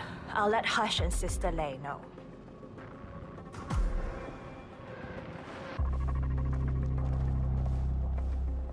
You're done for now. Come on. Right. I'm so glad you decided to go ahead with it. You know, you're gonna be a part of something truly amazing. He's a genius, Hush. He's ready for you, Hush. He looks strong. Good. A good specimen to conclude this phase. We'll get started when Sister... So, the test subject came to his senses, I see. Good. Sister Lei, yes. We're about to perform the final test of this project phase.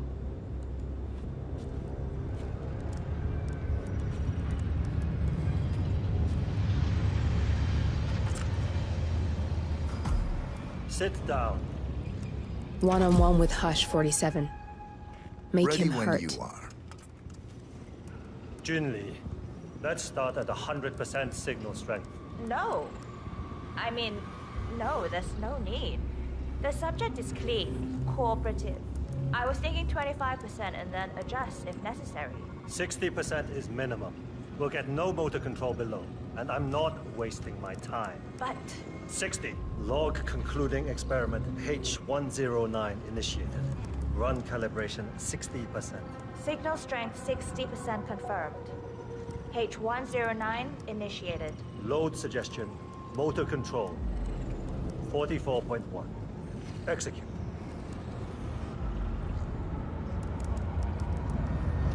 The signal's too low. The signal's too weak. We'll get nothing like this. Go to 100%? It's not safe. You've been working too hard. With your condition, it can cause you real physical harm. It's safe. You're strong. You can overcome it. 100%. Do it. Log, continuing experiment H109. Run calibration 100%. H109 initiated at 100% signal strength. Now I'll see you do as I command. Identify impulse string. Load suggestion motor control. 44.1. Execute. Nothing. He is a strong one. I can get to him. Damn it. It's too low. He's got spirit. Come on. Do this. Abort!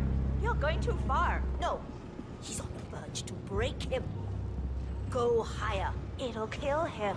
It's already way beyond reasonable intensity. This subject is abnormally resistant. He's no match for Hush. Nothing worth shit ever came to be without pain. I am calling it quits, Hush. You need rest. Okay. A short break. I'll return with a clear head. God damn that assistant. If they up the signal, it will kill him. Stay here, okay? Don't even think about getting cold feet again. Please. I'm here to the end.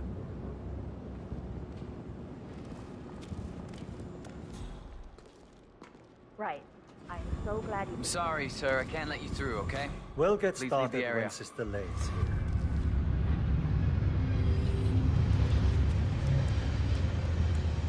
Right. I'm so glad you decided to go ahead with it. You know, you're gonna be a part of something truly amazing. He's a genius, Hush. And this is groundbreaking research. It's an honor, really.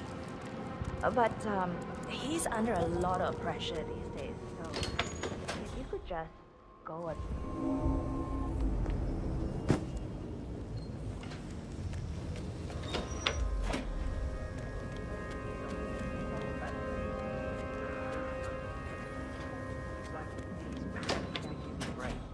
Motor control now. Next, emotions and memory recollection. Yes, biotech reaching its full potential. I'm proud to be a part of it.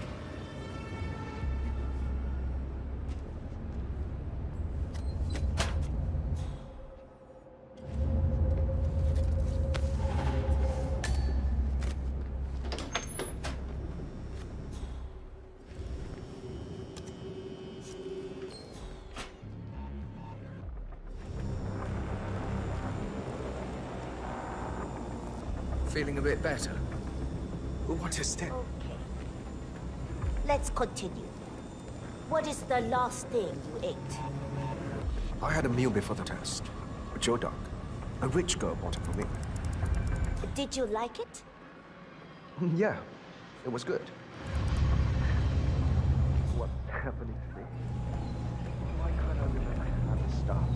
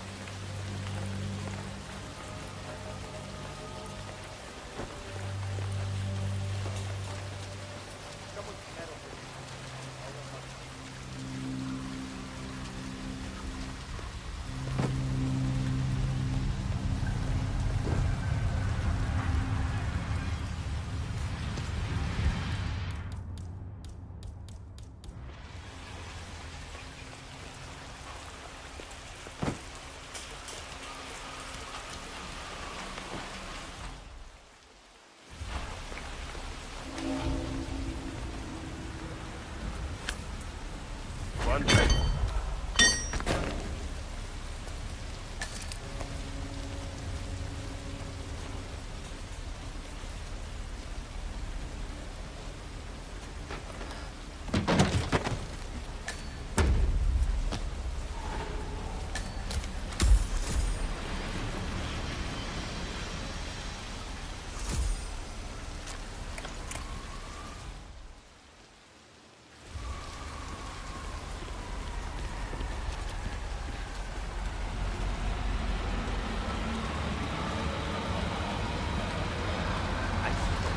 Should be around. Are you sure you're reading it right? Just look for the damn drone. I'll read the tracker.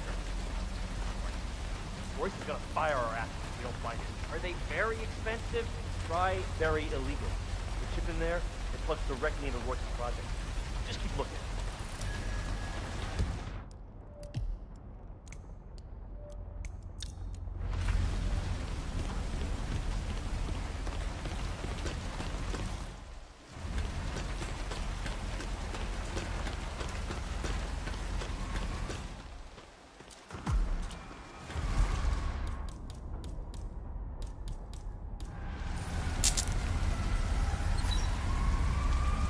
This thing is hooked up to Royce.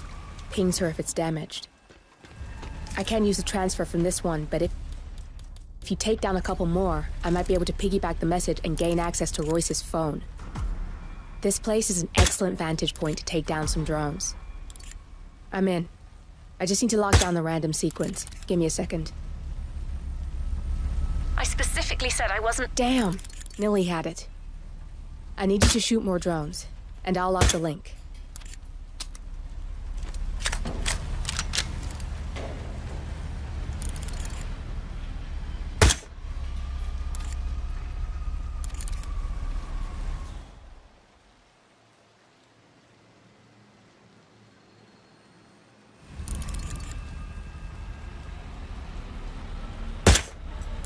Got a lock.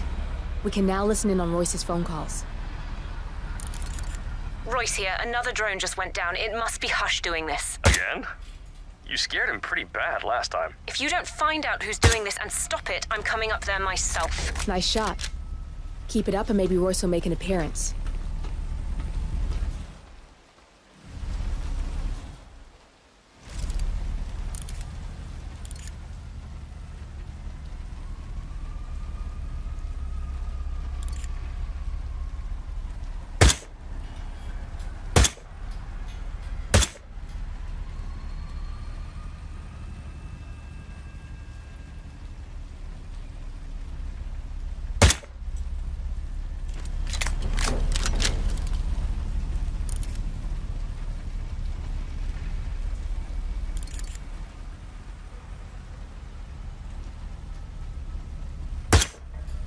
I want all roofs manned and 2 additional drones launched near Hush's penthouse. If they go down too, we know it's him.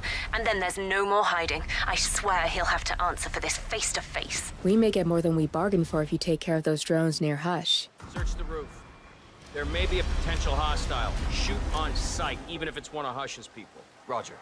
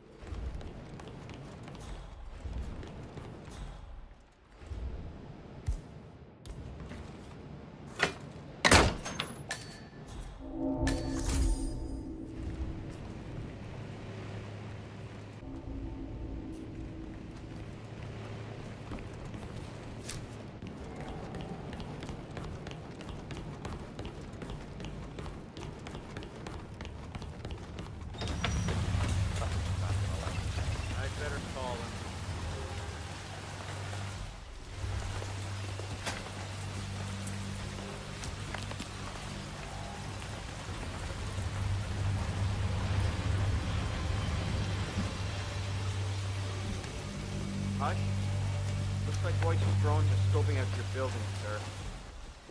He said to let you know.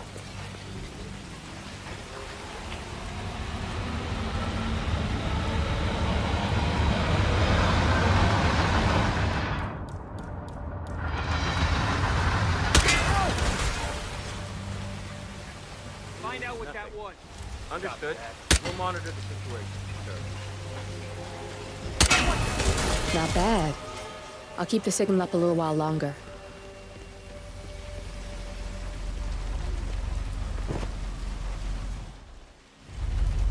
Hush, you fucking idiot! How dare you take down my drones? What?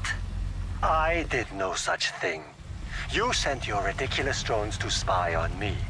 We have a truce, and I'm not letting your petty insecurities allow you to stake me out. Lotus Passage, now! And I don't give a shit about your condition. For fuck's sake, Royce. I don't have time to cater for your stupidity. You don't have a choice. How do you think Main Branch would feel about you isolating yourself for weeks? Now, Hush, the Lotus Passage. Well done. You've got 2 pissed-off targets on their way to meet in the Lotus Passage. Sounds like a lethal cocktail, especially with you in the mix. Royce is just about to confront Hush in person. We want to hear this, 47. I've managed to get a hot mic hack on her phone. Enjoy the show.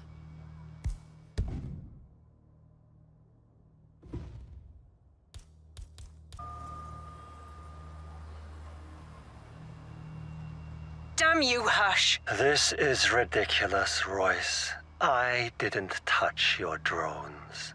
You liar! You lie about everything. You're deliberately trying to mess with me. Get me off balance to screw up my presentation. No, you're the one who screwed up, Royce. We had a truce. You promised you wouldn't spy on me again. I said I didn't mess with your drone. Both targets in one go. You are good. My turn. Just give me a second, and I'm in. You can now access the core, 47.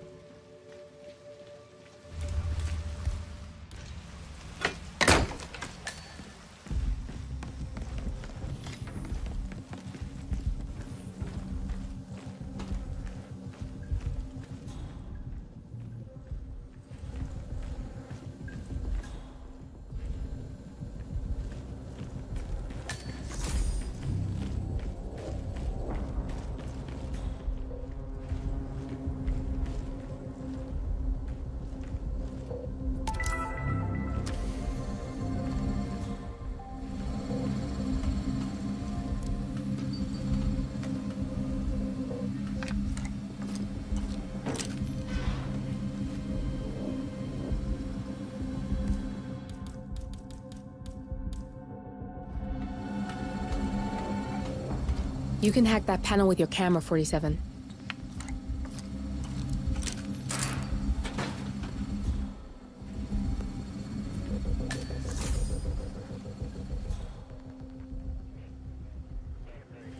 That VIP visit today? My first zero protocol clearance. Must be someone important to get one of those. You gotta keep a tight shift. Oh, I forgot to tell you, I bought that.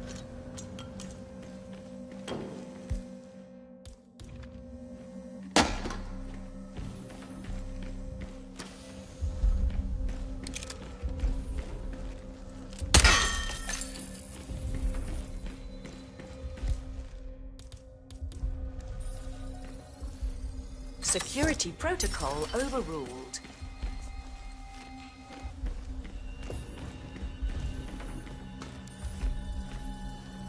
Security protocol overruled.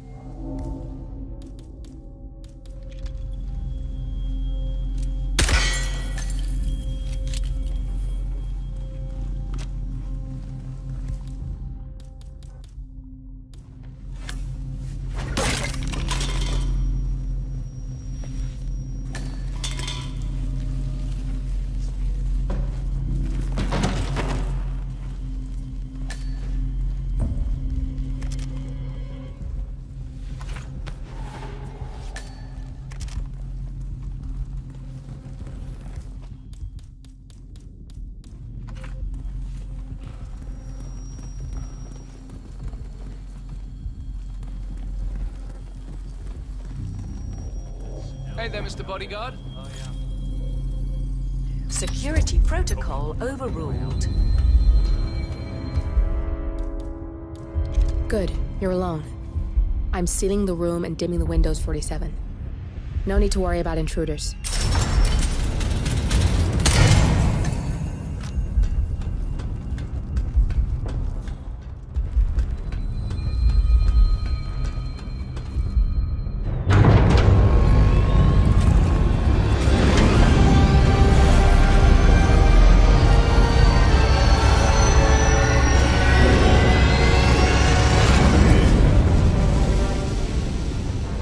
It's all here.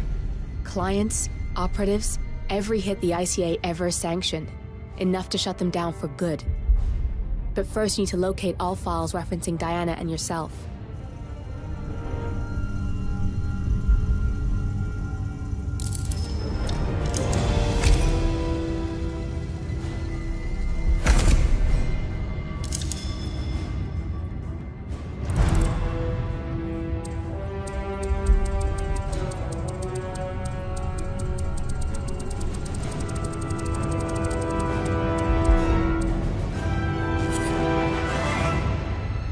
Tell me, what did it feel like? Taking lives?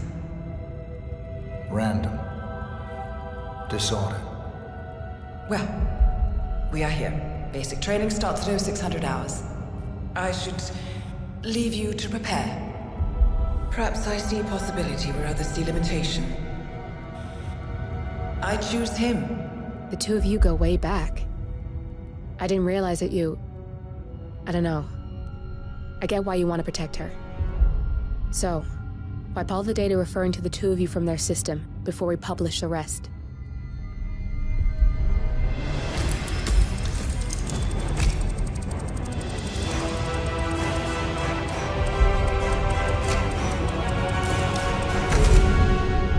Okay, good.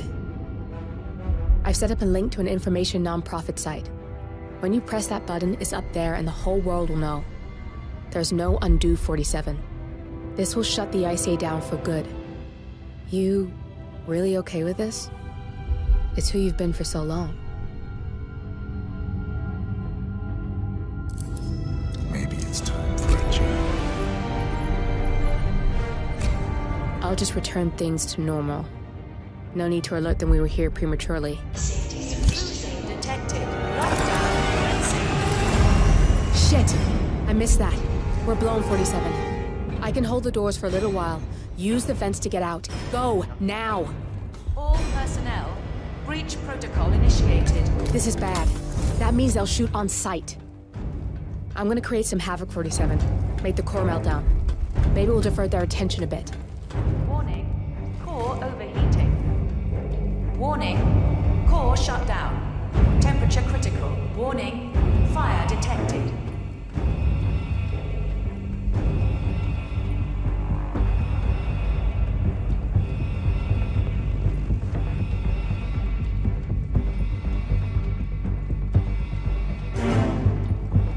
Man, nothing in my position. Over. All personnel. Breach protocol initiated. Anybody copy? No sign of any pup. Moving on. Warning. Core overheating.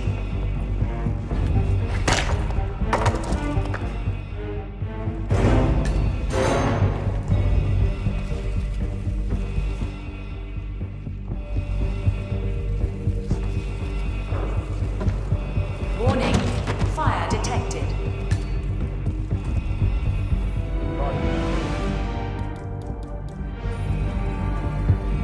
Access granted. Security protocol overruled.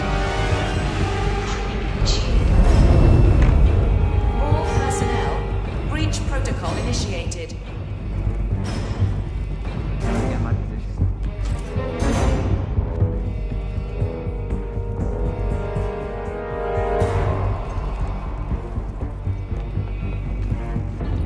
Was that command? Okay, continuing search. Warning. Core overheating.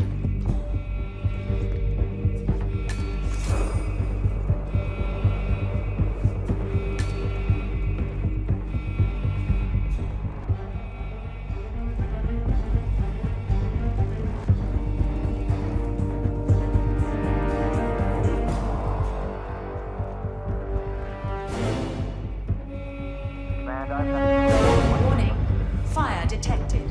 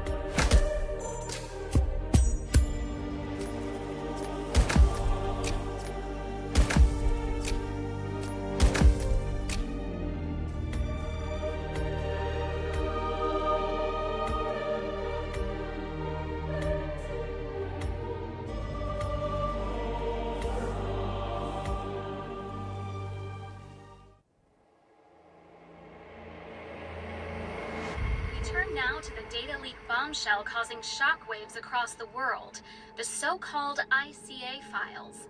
The disclosure of You win. So, what happens now? The ball's in your court, Miss Burnwood. I do have other candidates, you know. Most of whom have never tied me to a chair. You've seen the news. That was 47 acting on his own. He is untethered, he is unstoppable, and he cannot be bargained with. He will find you, Mr. Edwards, and I'm the only chance you've got. I'm listening. 47 has one weakness. Me.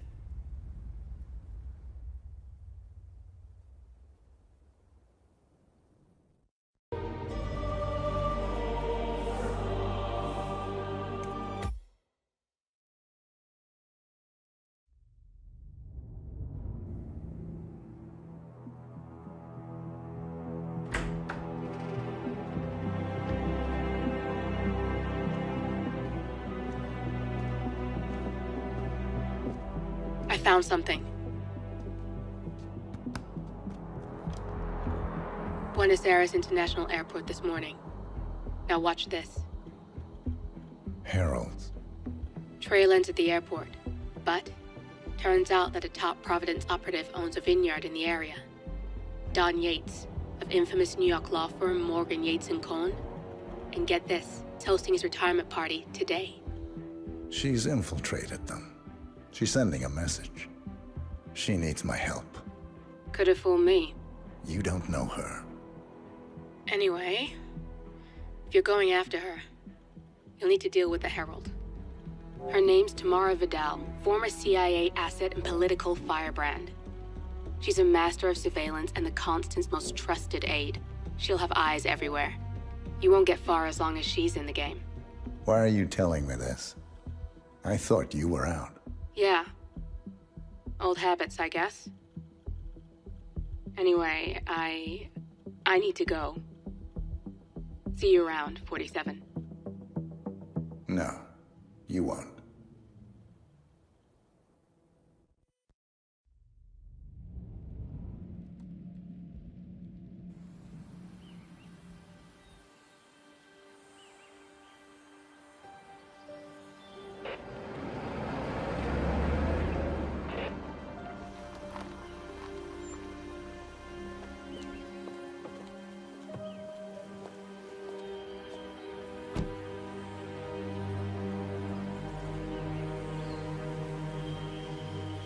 Because you're not an idiot. Let's just humor him. Yates likes his little games. Don't be long. You got my message. You'd never get caught on camera. Not unless you wanted to be seen. So what's the play? You're not the only one who's been busy, 47. I'm this close to becoming the next Constant. I'll be able to dismantle Providence from the inside. Only one man stands in my way. Don Yates. That weasel was the partner's legal counsel for years. He's the top candidate. But remove him from the playing field. It won't work. If Edward suspects... I will convince him you acted alone. Retaliation for Grey. Trust me, I know what I'm doing. The Herald, Tamara Vidal.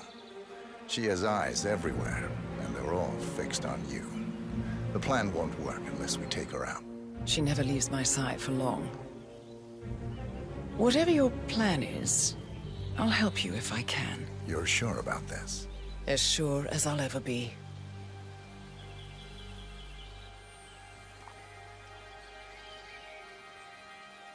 Here, I got you an invitation, just like old times. Come find me when it's done. Good luck, 47.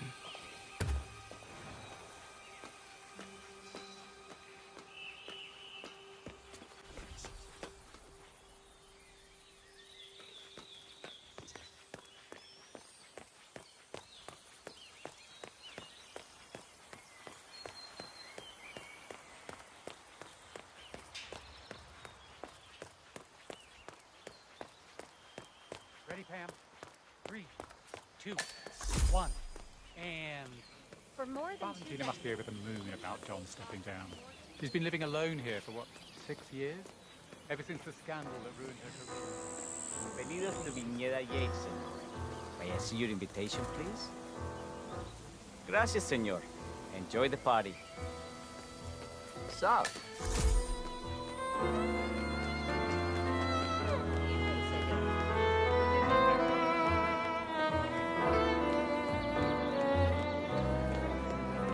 Tamara Vidal. I'm here for the tour, it seems. Ah, yes. Miss Vidal. My apologies. I didn't recognize you. Let me sign you in. Luther? Burnwood's flying solo. I want all eyes on her. Let's see what she does. And Luther, redeploy the truck. Corvo, got a message from the boss. Duty calls. Let me guess, the Burnwood woman. That's right. Yates has arranged for the chief winemaker to take Burnwood and Tamara Vidal on a grand tour of the estate. Wants you to tag along. Not for my sparkling personality. This Burnwood woman sure has his panties in a twist. Wonder what the deal is. Yates' business is his business. Just get yourself ready and sign into the visitor center. Oh, have a drink on my behalf. I don't drink. Makes me sentimental. A private tour of the estate. Diana, Vidal, and this fixer, Corvo Black. Black is a threat, but also an opportunity.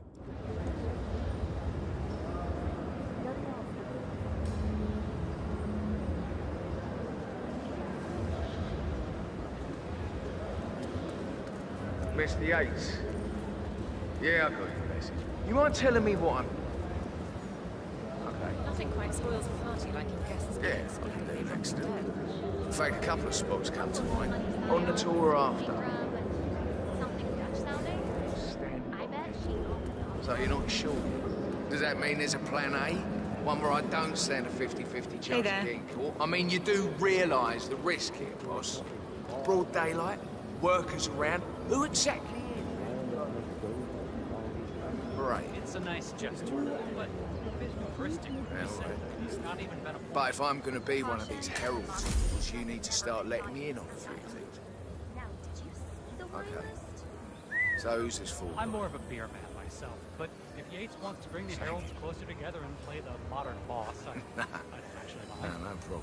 Edward's I always just was. never framed an urban legend But before. he has Very good post-truth. reasons to Yeah, come I like Is it. Edward's closest legal advisor. Not even Thomas Cross or Eugene Cobb had a direct line of contact. I say Yates is at the top of a very short list. So, how do you feel about Burnwood? How do you think?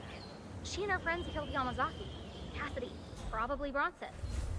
How does she fit to be a herald? But on the other hand...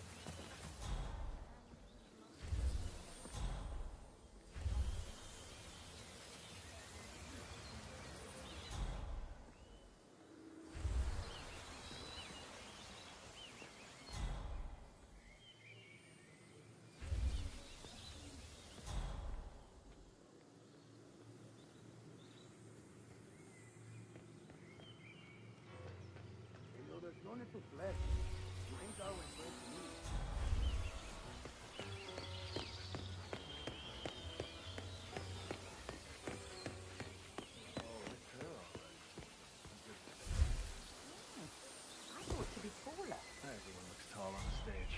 She changed her hair, but that's still Tamara Vidal.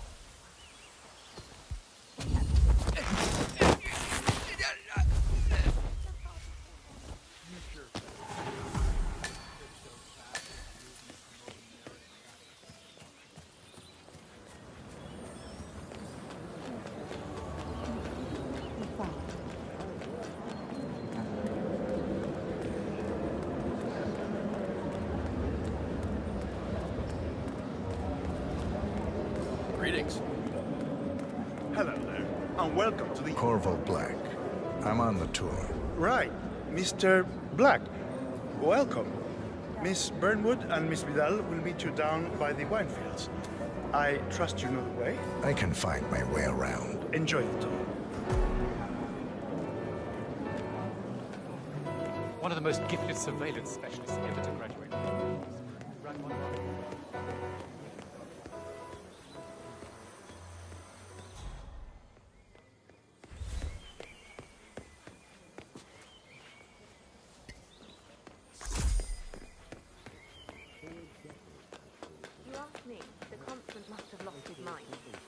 Burnwood was in league with Grey. She's responsible for killing how many of us?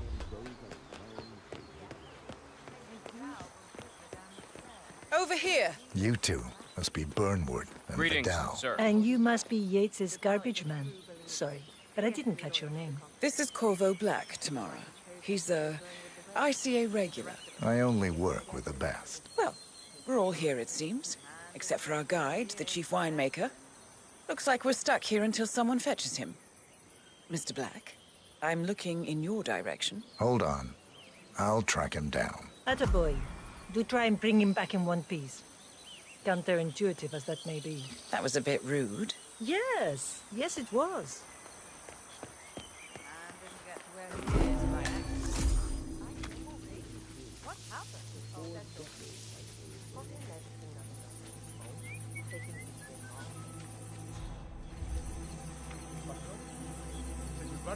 What?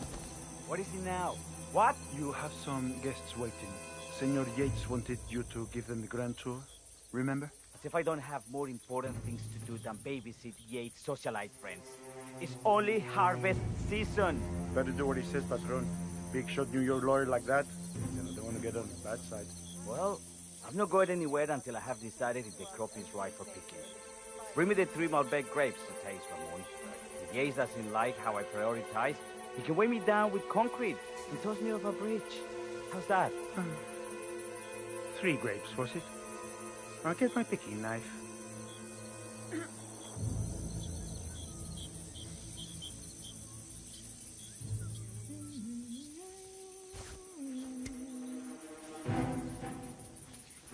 Now, what am I doing here? Oh, come on. I left it right...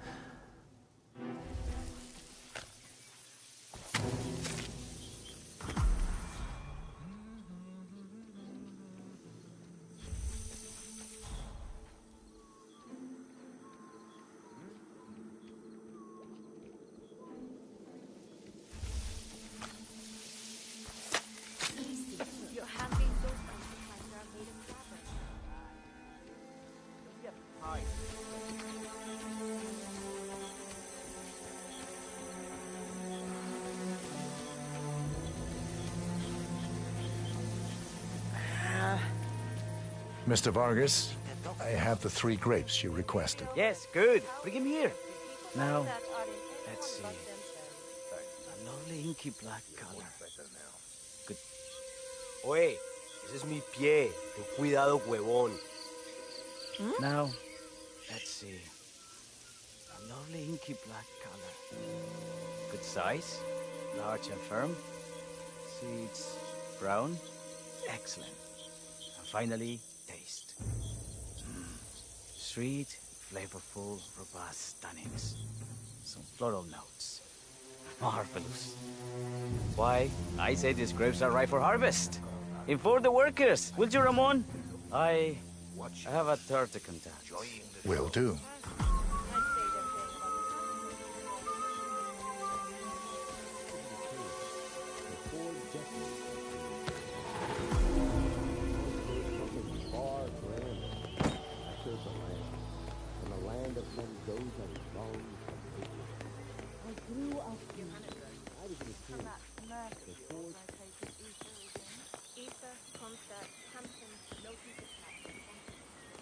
Hey! Ah, my fellow wine lovers. Hello! Welcome to Viñeda Yates. I do apologize for the delay. The Malbec grape is a demanding mistress. So, I am Gabriel Vargas, Chief Winemaker, and I will be your tour guide. Any questions before we start? Yes, but you're not going to like them. We're good. Lead the way, Senor Vargas. Wonderful. Follow me. These are busy times. In fact, we're just about to harvest this year's crop. Great expectations. So, how do you like Argentina? Like everywhere else. Full of Americans. First stop on the tour is the production floor, where our prize-winning Malbec grapes are processed. We insist on steaming every grape by hand, which means that during harvest season, the grapes do tend to pile up. Luckily, we have plenty of storage space. Our equipment is state-of-the-art, including an industrial-sized freezer unit, and last but not least, our trusty grape crusher. Interesting. Wouldn't you say, Mr. Black? Follow me, please. Wake up. Right. Get the radio. Are you a wine man, Black? Somehow you don't seem the type. Oh, I believe Mr. Black here is something of a jack-of-all-trades. Isn't that so? I dabble. I see. I just thought Yates might be sending a message. My mistake. So, have any of you been to our vineyard before? Only on business. Next on our tour is the fermentation atrium, where the wine goes through its primary stage of fermentation. In these big open tanks, yeast converts the sugars in the wine to alcohol in a process that lasts between 5 and 15 days. This is also where we squeeze the mass into a fine juice using our grape presser for the longer secondary stage of fermentation. Fascinating. Now, before we move on... I have a question. It's... perhaps we can take a closer look. Certainly. Lead the way.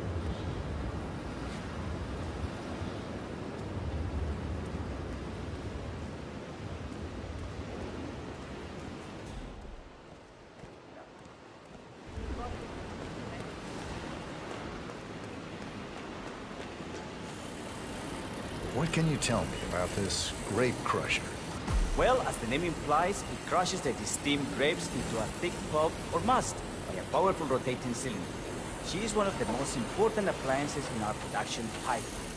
Have you had any workplace accidents? What? Fall into the vat and get crushed to a pulp? You'd have to be a bona fide idiot. Waste of space if you ask me. Yes, well, fortunately, we have had none of that. So if... Other questions? What? Huh?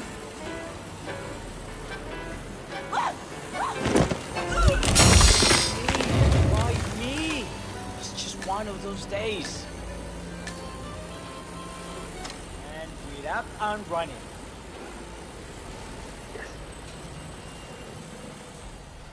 What happened to your colleague? Urgent call. Something about work. I don't think she'll be coming back. Oh well. I'm sure she can find her way out. Let's proceed. Excelente. So let's continue to the barrel room. If you'll follow me.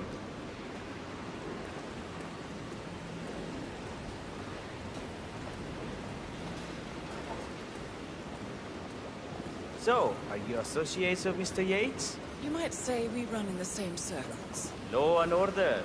Must be very exciting. It's about 99% preparation.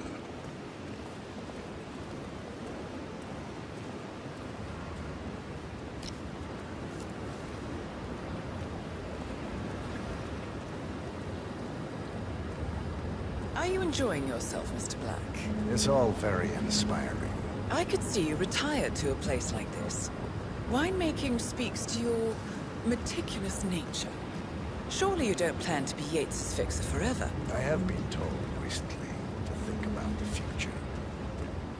And so we arrive to our final stop, the barrel room. This is where we store the wine during the secondary stage of fermentation.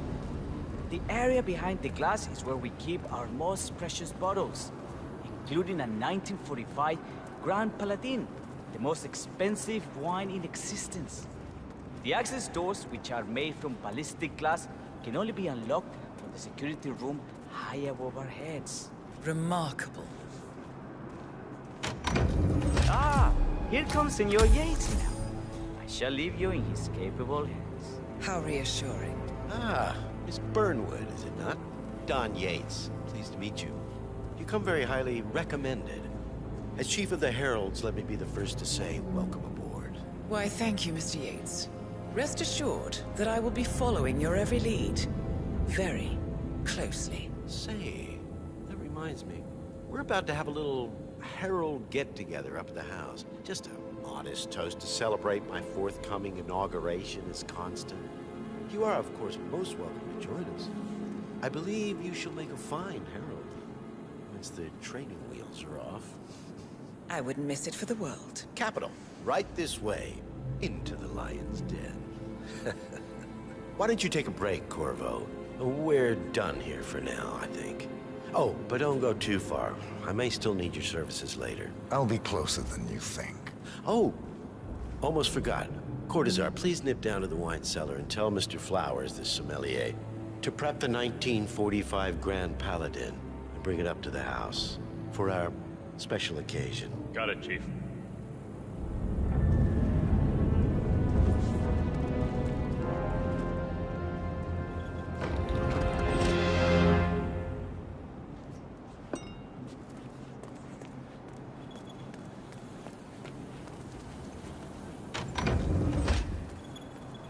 Flowers. Mr. Yates wants the 1945 Grand Paladin brought up to the house. Special occasion. Did aliens land on the front lawn? Have the ghosts of Jesus, John Lennon, and Eva Perón unexpectedly come for dinner? Help me out here.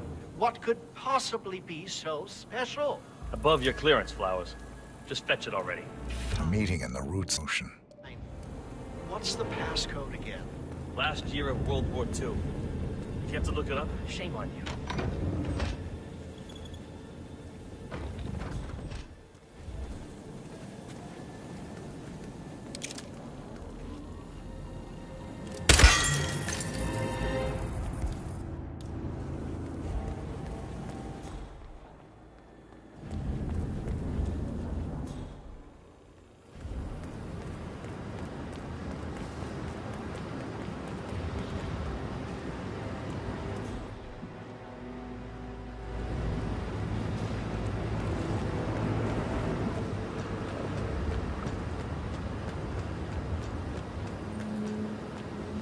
Not just a pub life. We're talking knee-deep. The whole place looked like a horror flick. Of course, Yates came down and told them all solid charge of protection. You'd think there was some kind of fail-safe mechanism. Early warning system in place. Yeah, you would, but you'd be wrong. If the pumps malfunction, the tanks overflow, that pretty much sums it up. So, pay attention to that pump flow. Unless you're in the market for an extra orifice. Lightning never strikes twice. We'll be fine.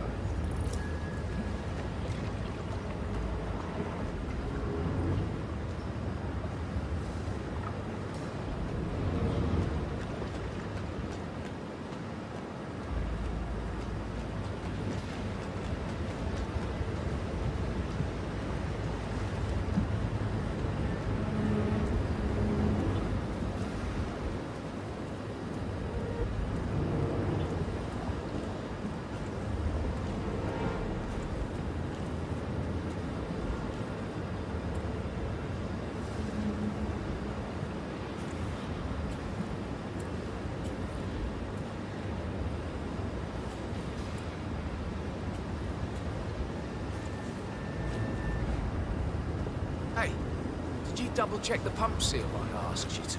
For the 5th time. Yes. And? He sprouted wings and flew away. Ay, por Dios, don't you think I would have flagged it if anything was wrong? It's a seal. He's doing what he does best. Sealing.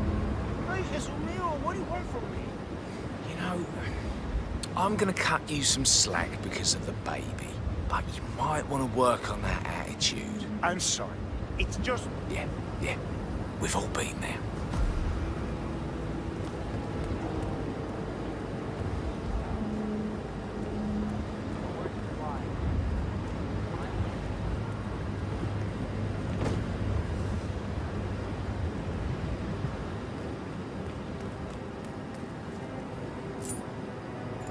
Decades I served the law. Now, I serve something far grander. I serve the land. And the land of men goes up strong.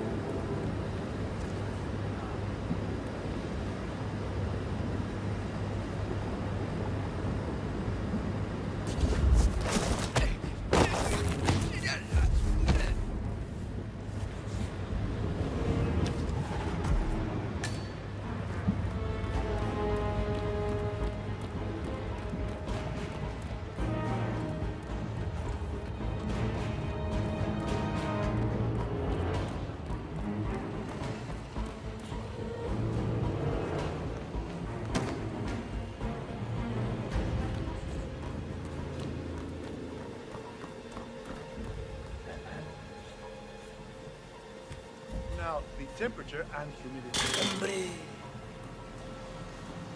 Look at that. Wait here, and I'll look into it, huh? That's a great idea.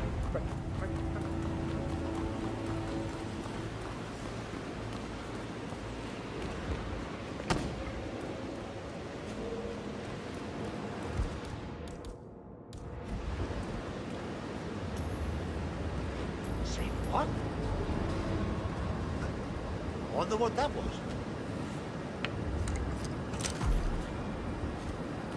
Where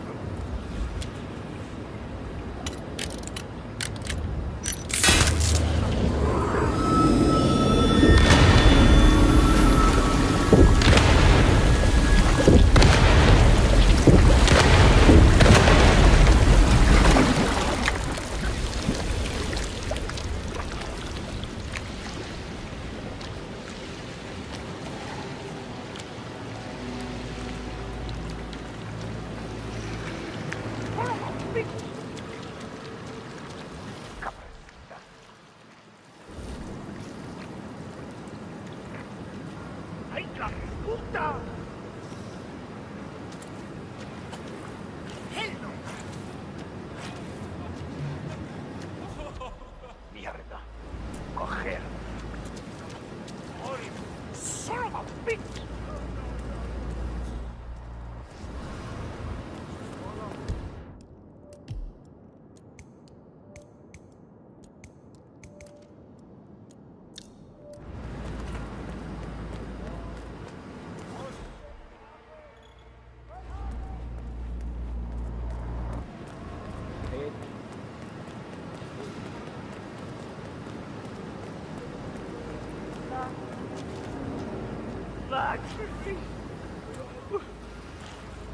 It was a unicorn. I never even got to touch you.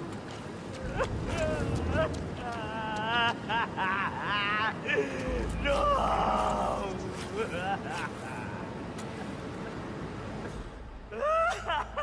No!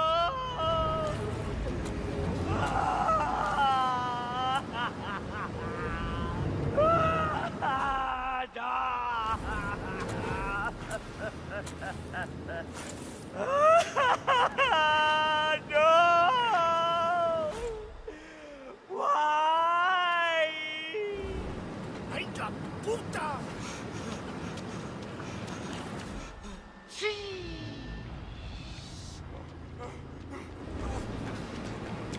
Ori. Ah, shit.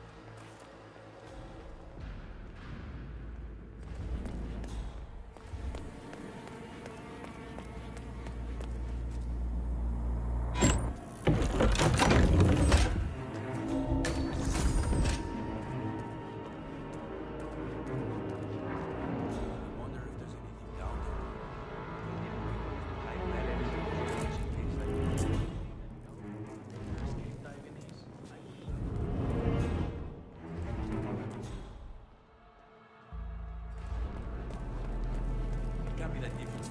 Aerospace, it's all around now. I wish I could join these pyramid schemes. No one needs that much goddamn soup. I never really understood why people bother with this mother of God. Just remind me of my grandmother. Your grandmother? Nah, she must have been hard as hell. She had to be my then. I bet yours was too. You just don't know it. You don't know her. She's the sweetest old lady in the world. I bet she's never even been in the same room as that guy. All right, I get it. Maybe just ask her about it next time you see her. And like, bullshit.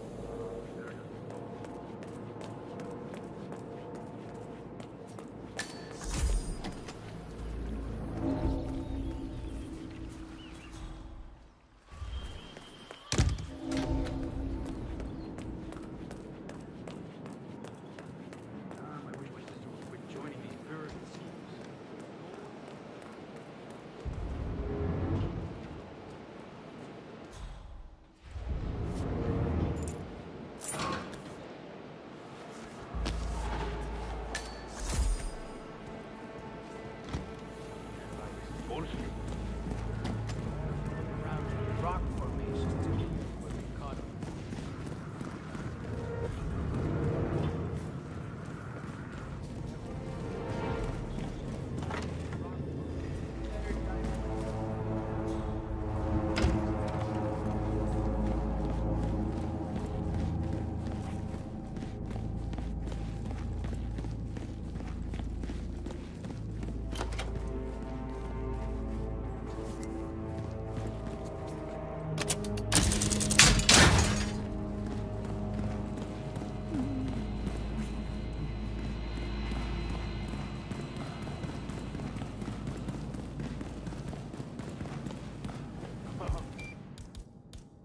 Oh, that guy's going to need a stomach pump in a minute.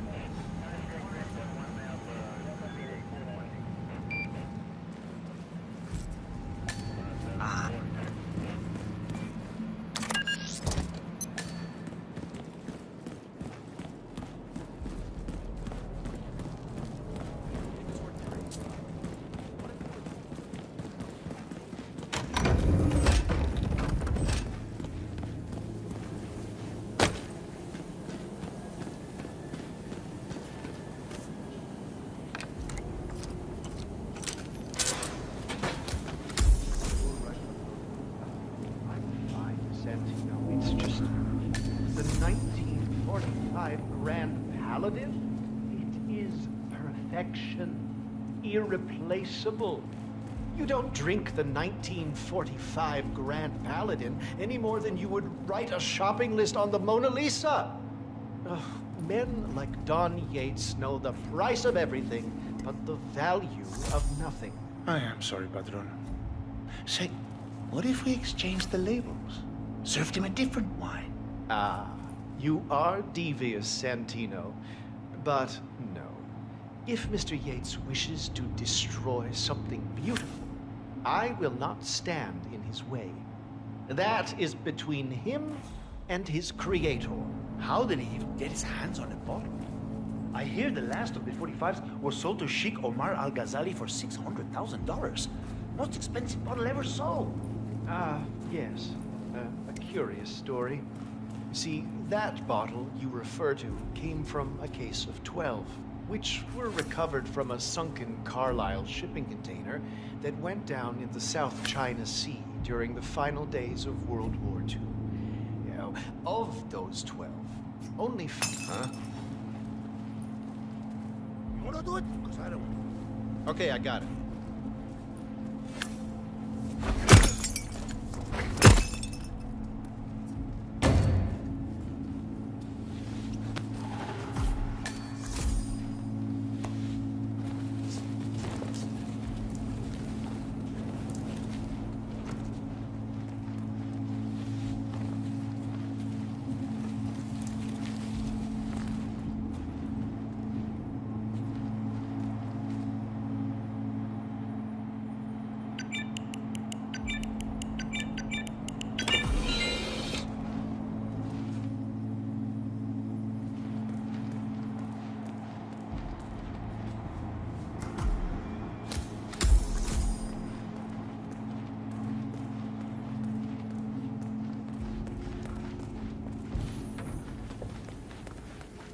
Sir, I present to you the 1945 Grand Paladin. Huh.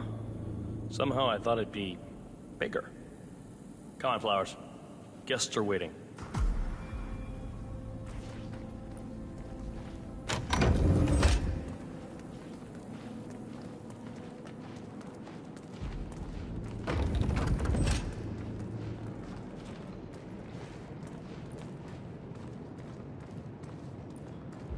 Go on, get yourself patted down.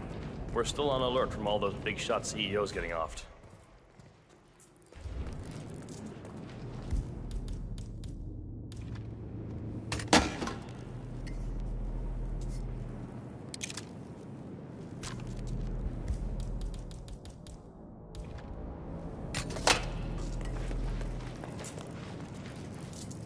Hello there, sir.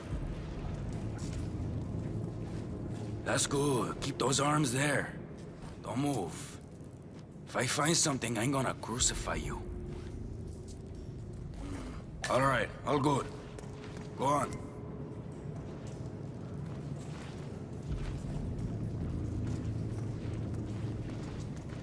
So here's the deal, Flowers. The boss is having a powwow with some employees, and discretion is the name of the game. I'm sure you figured that out already, you being a scholar and all. Don't discuss, disclose, or hell, even contemplate what goes down.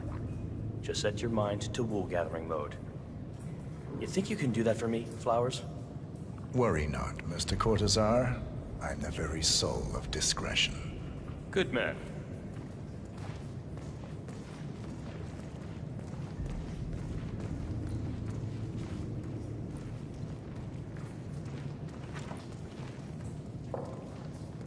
They're already at it. Go on, place the wine on the table.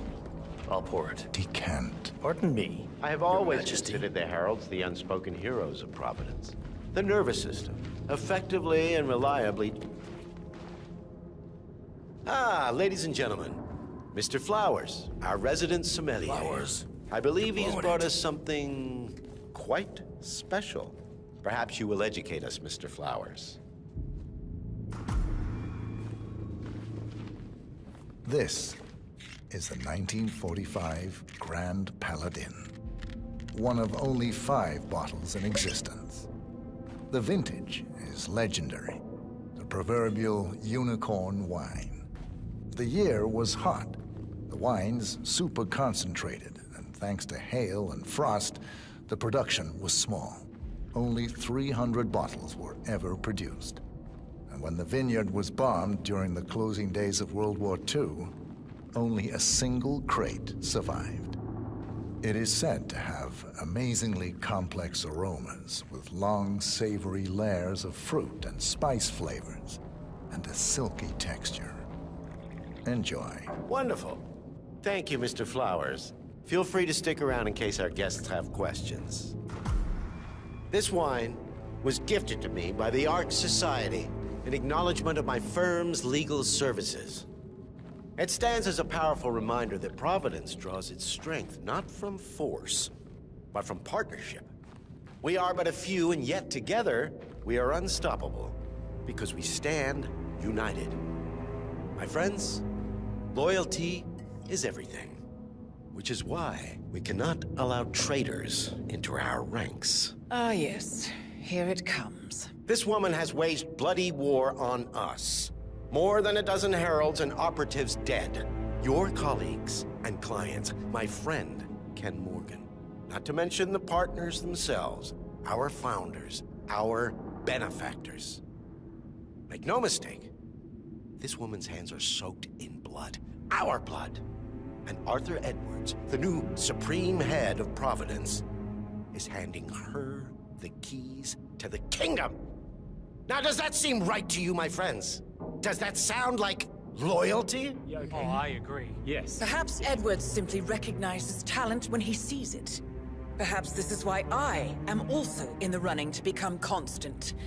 And following this childish outburst, I dare say I am in the lead. Dawn. God, did she say? You're lying, of course. Which only proves my point. You cannot be trusted, Miss Burnwood. This woman will be our downfall.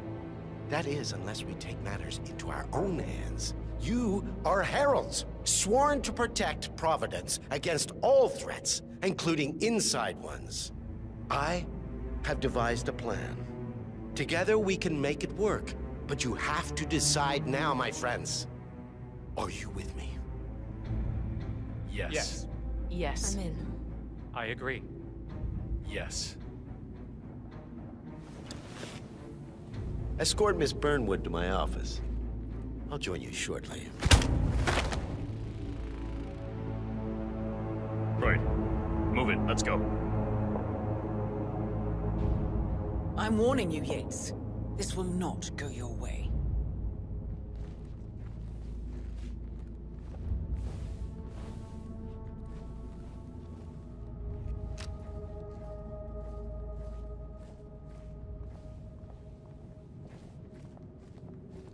We need to get our stories straight.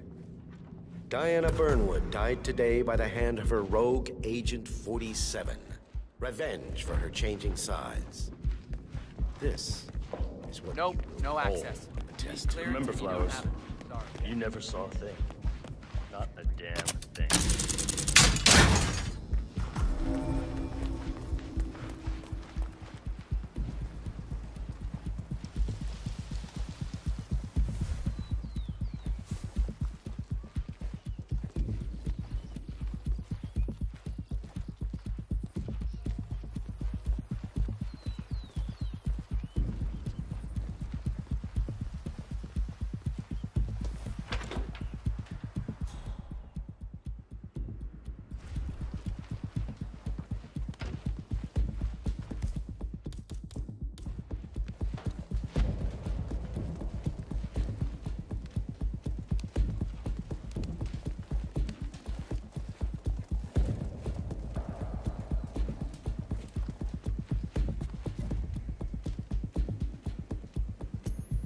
Jeez.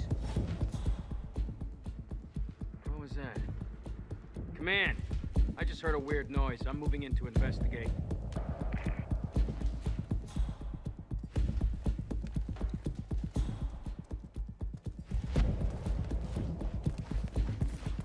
Awesome. Took you long enough.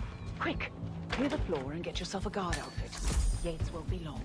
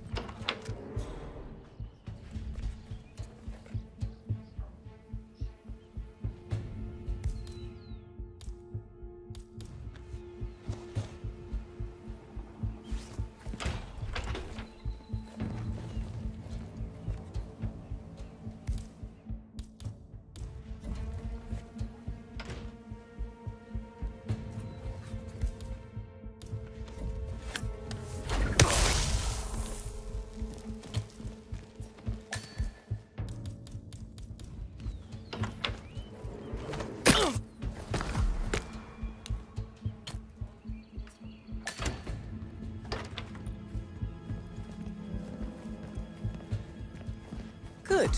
I was beginning to worry. Were you? No. Listen up, 47. Yates will be here shortly. He'll have his thug courtesan do his dirty work, but he won't pass up on the chance for a good gloat and a monologue. So, private space? Kill room decor? Exactly. We won't get another shot at this. Now sit down and blend in. When I provide a distraction, you just be ready to move.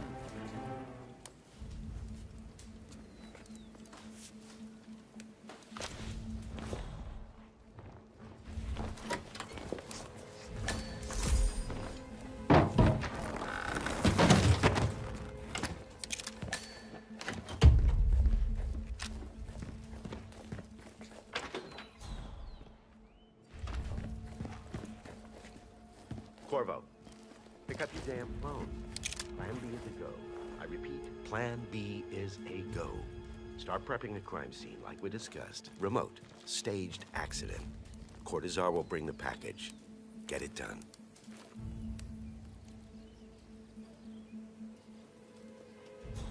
Miss Burnwood. You rolled out the red carpet just for me. Dawn. You shouldn't have. So confident, even in defeat. I suppose you're not used to danger, always safe behind your screens. Just tell me one thing before we part ways. Why me? Why you? Why would Edwards trust you? Please. It will keep me awake at nights, and I'm 65. I get up 4 times to piss as it is. Oh, it's simple, really. Edwards is proud. He considers himself the cleverest man alive, and yet we tricked him on Isle of Scale, and it's eating him up. He needs to win. Full, unequivocal victory. My recruitment was just the feather in his cap. By the way, you were right about one thing. Yeah? I'm all ears. Turns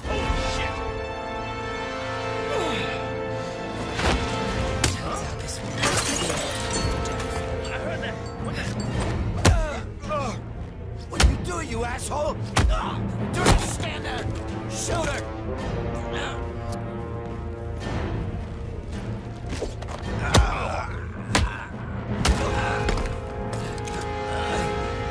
If it's any consolation, Dawn, your instincts were dead on. I will be constant now. And I will make it my mission to tear down Providence brick by brick. Finish it. Such a good boy.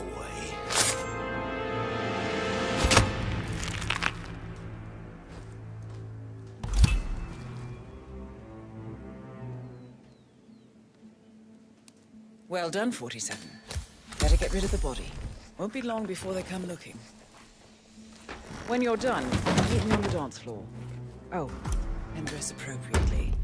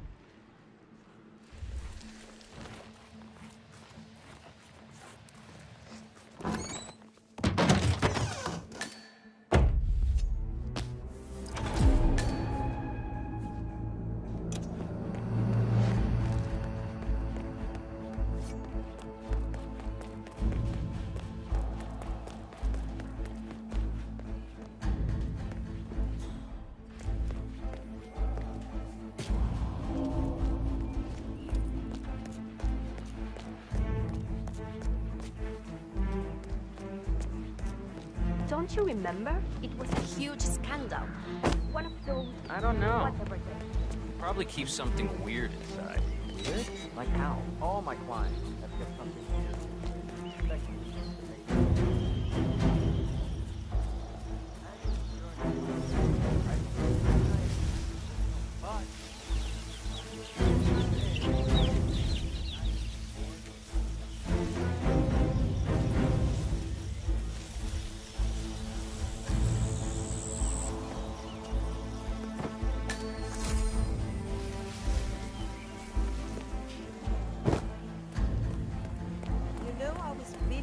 Forward to seeing you at the front.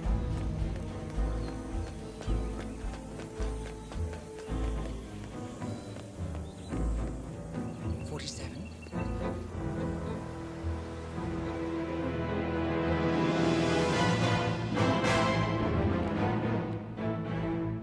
It's done.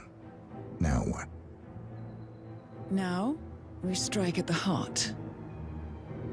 Edwards. You know how to find him, don't you? Why, Edwards finds you, 47. He is untraceable, and he never lets you forget it. He is cocky, and that will be his downfall. What's the plan? Too many eyes. Meet me at the Olive Grove at sunset. One last tango, 47.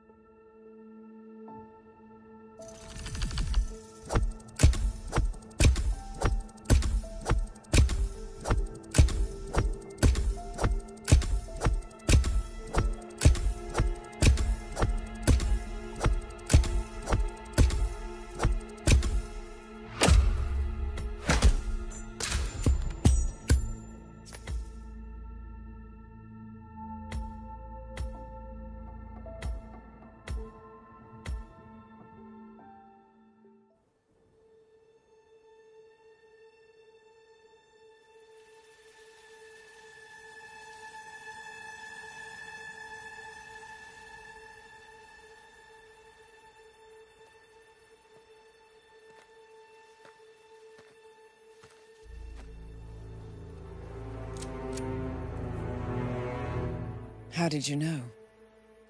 Your deal. That kind of power always comes with a price. What's yours? I think you know.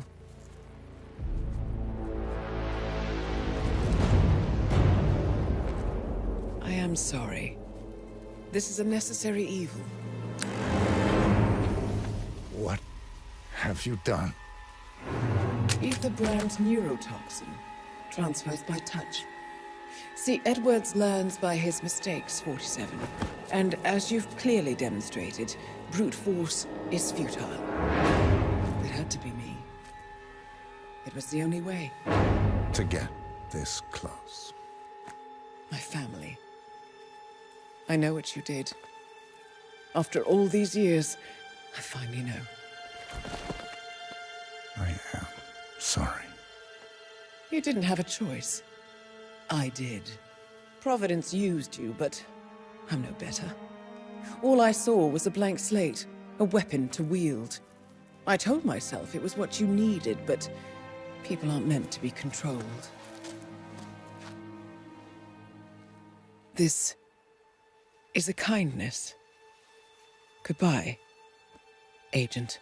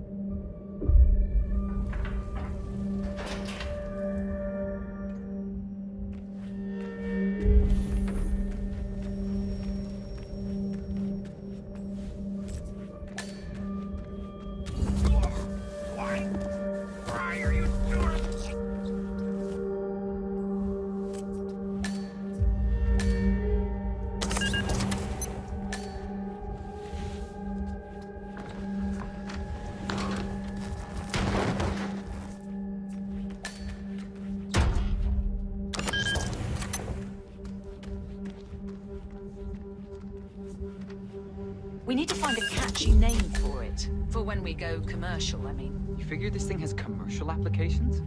Who'd want to have their minds wiped? Not wiped, obviously. But that's just fine-tuning. Okay, right now the serum erases knowledge.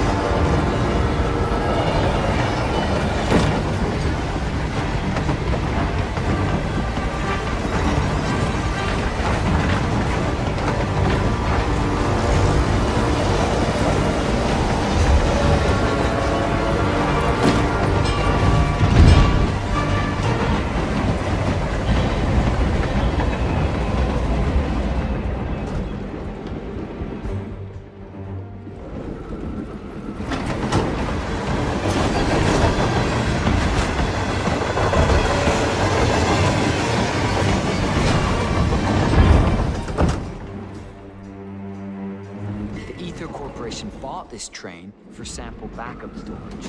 But since the bombing of their R&D site in Johannesburg,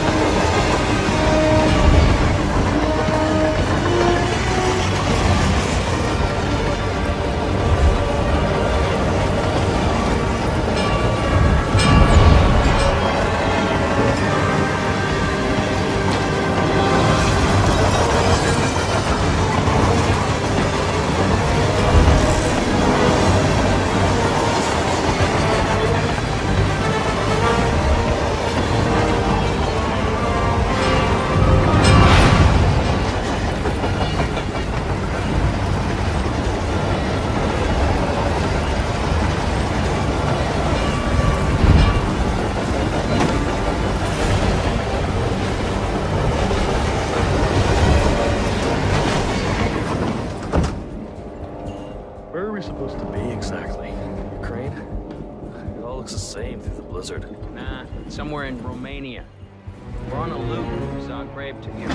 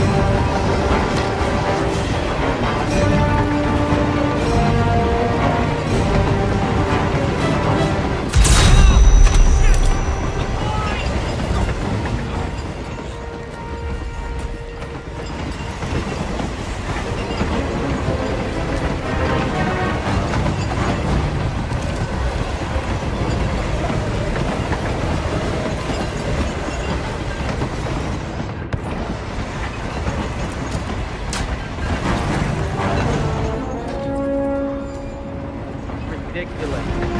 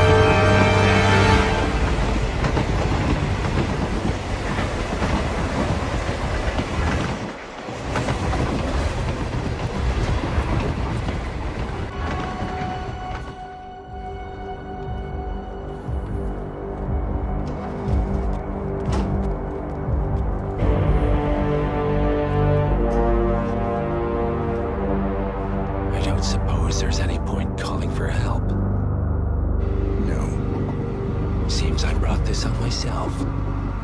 Well played, Miss Burnwood. Do you really think she'll be able to resist all that power? This is not how people work. She rejects the power, not the responsibility. A noble idea. But please join me in the real world. I trust you already know what this is. Why not simply take it? Embrace who you were always meant to be. No, never again. Well, I had to try. Go on then. Do your thing. At least I die knowing who I am.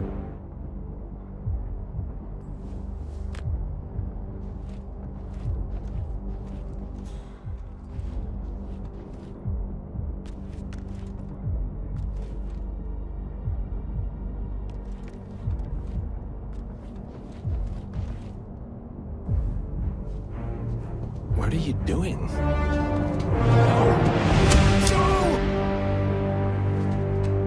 This is what it means to lose everything. You're making a mistake. It's mine to make. Oh. Forgive me. I seem to have, What were we talking about? Don't worry. We were done.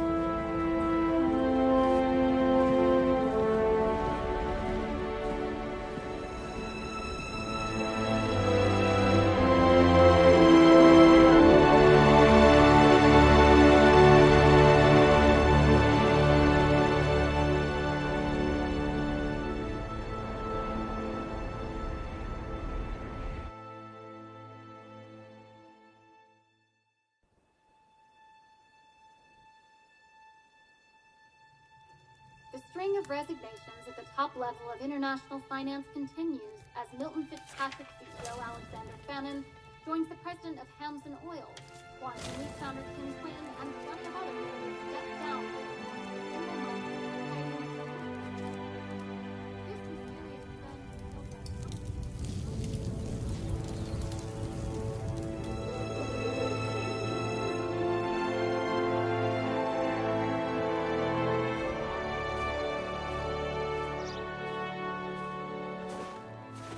It's been a long time, Agent 47.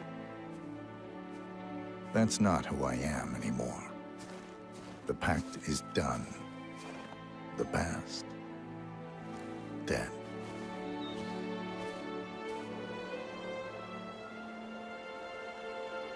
And yet, here you are.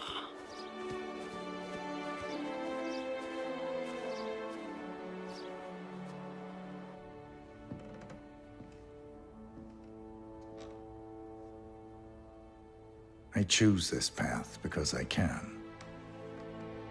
There will always be people like them. So there will always be people like us. No one is untouchable. It's good to be back.